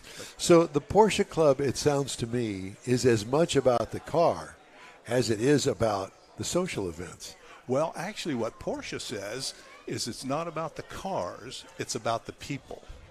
And I was close. Yeah, it's the same principle. Yeah, I got you. But it's absolutely true. I mean, the people they love, the people that do come out love it when they come out. And today's kind of a testimony. It's funny you should say that, because it sounds very much like a Corvette club that I was in at one time. I still have a Corvette, but I don't really belong to one particular club. I mean, I got clubs all over the place now in my life. But I will tell you that's kind of that way in many clubs. I know that the Mustang Club of Houston has a huge gathering and following and membership and all that. Corvette clubs, there's several in town. And it's kind of a car thing. And we all gather up with our brand. But we all love to talk to other car people, and that's really what it's all about. Yes, it is. How many people do you think are here today? Because I haven't been outside yet. Well, I haven't taken account. I would guess there's probably 60, 70 people. Yeah, there's a lot of people here now. 60, 70 cars, but there's sometimes two people in a car. Well, there might. Yes. Yeah. Well, it's kind of like we've called to action the Porsche Club. Come on down. And y'all got out of bed and came on down. We appreciate it. Yeah. Well, that's the way it worked, right? It's just like that. Thanks. Well, and not only that, you've got the crawfish, you've got breakfast served. I'm sure they got things over there as well. Plus, that's part of it. Yes. Well, John is very well known in not just the Porsche community, but all across all sort of luxury and exotics and so forth. And so it's a popular place to come and hang out. I'll come up here from time to time because I live so close, and just to chat with John. Yeah. And he'll have other people doing the same thing. Yeah. How come you guys don't see what's new in what he's working on? I mean, he's always got new stuff in here. He does. So I want you guys to come to an event that happens the first Sunday of every month down at the Avalon Diner called Chrome and Coffee. Okay. A buddy of mine that John knows, Craig Bierman, that owns Speed and Sport Chrome Plating, he puts it on. It's a cruise-in at the Avalon Diner. So park your car, go inside, have breakfast, and you're on your way. But it's a good deal, and it's a lot of different kinds of cars. All kinds. All kinds. And Porsches are welcome. Yeah. Well, I can bring the Cobra. Bring the Cobra. Matter of fact, I have not seen a Cobra at the event. We've seen everything else. Oh, you'd be the hit of the you the would. ball. Yeah. Okay. Well, I'll have to stop in there. What time does it start? It's 9 to noon. Okay. So you get to sleep in. And have a little brunch in the restaurant. Okay. Absolutely. There was a barbecue place that was Yeah, in that's that on the other same- side. Yeah, the Autos. Autos. Yeah. Yes. They Gone. use- okay. Yeah. I guess they didn't make it. That through was a little COVID. different kind of scenario of car clubs or meets and everything. That was a little bit. They handled it a little bit different. This is free to the public, and you want to show up, bring what you know, Bring whatever bring you what you want. got. Yeah. Exactly. Well, that's a wonderful way to, one of the fun things about something like that is you get exposure to all sorts of vehicles, and I appreciate been a car guy since I was old enough to have toys. The first thing I wanted was a car, right? Little Matchbox or Hot Wheels car, and it's so much fun to talk to people that are enthusiasts like that. And you see these older cars that have been restored or maybe even not restored, but to see an older car, a 30, 40, 50-year-old car is just so Well, you would love this so event. cool. Yeah. So come on out. What is it, a couple of weeks? When's the first? It's not this First week. Sunday? 2 weekends. 2 weeks away. Okay. Yeah. Okay. Well, Stan, it's great to talk to you. Thanks so much Thanks for a lot. stopping Appreciate by. it. Okay. We appreciate it, and stay in touch.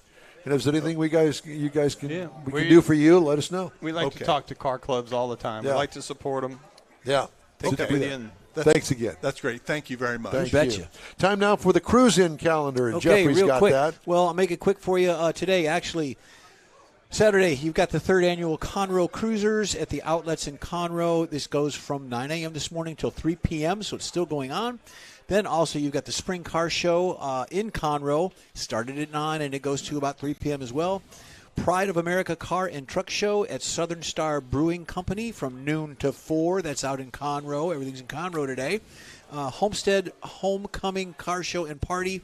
That is in Houston, and it goes until 3 p.m. Now, tomorrow, I got this. This is a good one. There is a world record attempt of an American flag. Why? Because it's America. World record attempt of 572 cars needed to make up the scale American flag at the Humble Civic Center in Humble, Texas. They're attempting to destroy the current record for the largest American flag out of 136 food trucks. What they do is they send a drone up. Based on the color of your car, they place you to do an American flag. It will require a commitment from everyone involved. They will need 140 blue cars, 228 red cars, and 204 white cars. Black hoods or blacked out roofs will not work, so don't attend. Acceptable colors will be I light want to go with the silver. black Corvette. Well, then you're going to be a pole. You're going to be the flag pole. Acceptable colors will be light silver and gray for the white and dark oranges for the reds. So speedadvocates at gmail.com at the Humble Civic Center. Go check it out. It starts at 8 p.m., and I don't know how long it's going to take to get everybody gathered up and corralled, but go check it out. All right. The In-Wheel Time Car Talk Show is available 24/7 through the iHeartRadio app. Just look for In-Wheel Time Car Talk. Podcasts on your favorite podcast provider. We also video stream our 3-hour weekly show on Facebook, YouTube, and InWheelTime.com.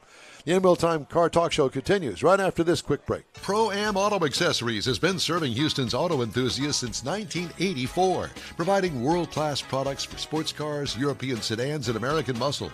Pro-Am is known as the place to go to find exclusive and hard-to-find parts and accessories. Pro-Am is one of the very first distributors in the USA for brands such as Recaro, Redline, Momo, Corbo, and Simpson. Located in the heart of Houston's premier retail and service corridor, the Galleria area, Pro-Am's walk-in storefront includes an 8,000-square-foot warehouse, showroom, and installation bays. Pro-Am not only sells parts and accessories, but also offers installation and service.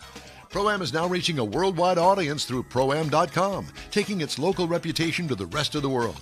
At Pro-Am Auto, you'll be dealing with a small group of professionals who truly want to help you with your automotive needs.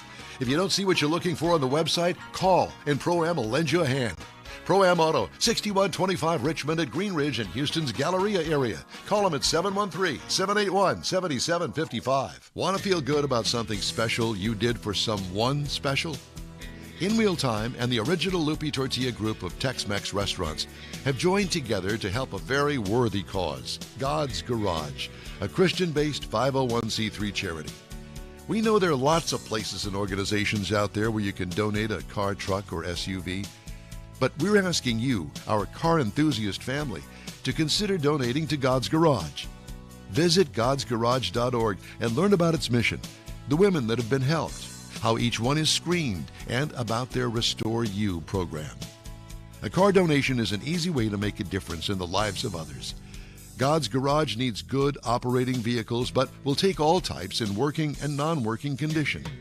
Make your heart and soul feel good by donating your gently used vehicle and help support single mothers, widows, and wives of deployed military at godsgarage.org. Don't forget, we'd love to hear from you. Just shoot us an email. Our address is info@inwheeltime.com. 6 individuals have been arrested over alleged involvement in a criminal organization responsible for the theft of more than 400 vehicles worth approximately $8 million in southeast Michigan, Jeff. The arrests were conducted by the Force Detroit team and announced by the Michigan Attorney General. According to a news release, the criminal ring targeted new vehicle storage lots at manufacturing plants, dealerships, parking lots, and individual residences, and operated in more than 40 jurisdictions in the state. The Force team is working with the Michigan State Police fugitive team to locate 2 additional suspects. The activities of criminal organizations like these go beyond theft, Nessel said, spokesperson.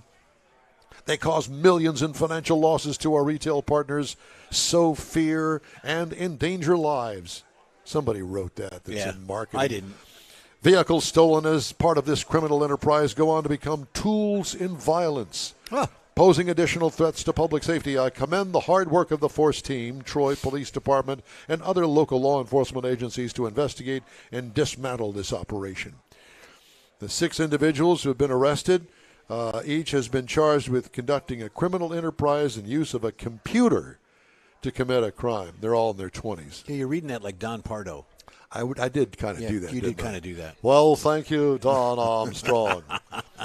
And Subaru plans to team with Toyota on 3 all-electric crossovers it has planned through 2026 as the small Japanese player tries to minimize its risk in an electric vehicle market that's cooling off but still requires massive investment in new technology. So look for a Subaru near you. Yeah, that's disguised by a Toyota underneath. All right, that's not time fair. now for a quick break. We will wrap things up here from Gulf Coast Auto Shield right after these important messages from us to you. Tailpipes and Tacos is back. Memorial Day weekend. It's been a while, but the popular Tailpipes and Tacos Cruise-In returns to the Lupi Tortilla Tex-Mex in Katy, Saturday, May 25th. Bring your hot rod, classic, or modern classic to compete for one of the famous chili pepper trophies and get a free breakfast taco. Just make a donation of any size to God's Garage and Lupi's will match it. You'll be helping single mothers who need a set of wheels. It's been a year in the making, so don't miss this Tailpipes and Tacos Cruise-In, Saturday, May 25th, 8 to 11 a.m. Donate what you want to God's Garage and grab a free Lupi Tortilla breakfast taco. Tailpipes and Tacos only happens at the Lupi Tortilla Tex-Mex in Katy on the West Grand Parkway at Kingsland Boulevard, just south of the Katy Freeway. It's car show season, and what better way to kick it off than a free taco and camaraderie at Tailpipes and Tacos. Memorial Day weekend, Saturday, May 25th, 8 to 11 a.m. The In Real Time Car Talk Show will be there too. Proceeds benefit God's Garage, weather permitting. You own a car you love. Well, why not let Gulf Coast Auto Shield protect it? Houstonian John Gray invites you to his state-of-the-art facility to introduce you to his specialist team of auto enthusiasts. We promise you'll be impressed. Whether you're looking to massage your original paint to a like-new appearance, apply a ceramic coating, install a paint protection film, nano-ceramic window tint, or new windshield protection called ExoShield, Gulf Coast Auto Shield is where Houston's car people go. Curbed your wheels? Instead of buying new, why not have them repaired? How about a professionally installed radar detector? Gulf Coast Auto Shield does that too. Get a peek inside the shop and look at the services offered by getting online and heading to gcautoshield.com. Better yet, stop by their facility at 11275 South Sam Houston Tollway, just south of the Southwest Freeway, and get a personal tour. Gulf Coast Auto Shield is your place to go for all things exterior. Call them today, 832-930-5655 or gcautoshield.com. Well, that's it for this week's In Wheel Time Car Talk Show. Be sure and check us out on our website, inwheeltime.com. If you're not following us on Facebook, please do. Give us a like, tell your friends about us, and share our stuff with your friends if you would. We'll keep you posted on all the latest car stuff all week long. Hey, when you're looking for an award-winning car talk show, you can find it right here on the In Wheel Time Car Talk Show 24/7 via the iHeartRadio app. Daily 30-minute podcasts are available from your favorite streaming provider. We post a new episode every day. And don't forget, we live stream this show on Facebook, YouTube, and InWheelTime.com every Saturday, 8 to 11 a.m. Central Time. The In Wheel Time Sales and Video Technical Director is we always need more Jeff Zekin. For booking agent, video editor, and pride of Neaterville, Texas, Mike Out of This World Mars, along with Chief Engineer David Ainsley. I'm Don Armstrong. Thanks for joining us. We hope you'll join us next week. We'll be broadcasting from Tailpipes and Tacos at the Lupe Tortilla Tex-Mex in Katy, Texas, on the Grand Parkway and Kingsland Boulevard, just south of I-10. Here on the In Wheel Time Car Talk Show, Saturday, May 25th, 8 to 11 a.m. on all of our In Wheel Time Car Talk outlets. Have a great weekend. Be safe out there.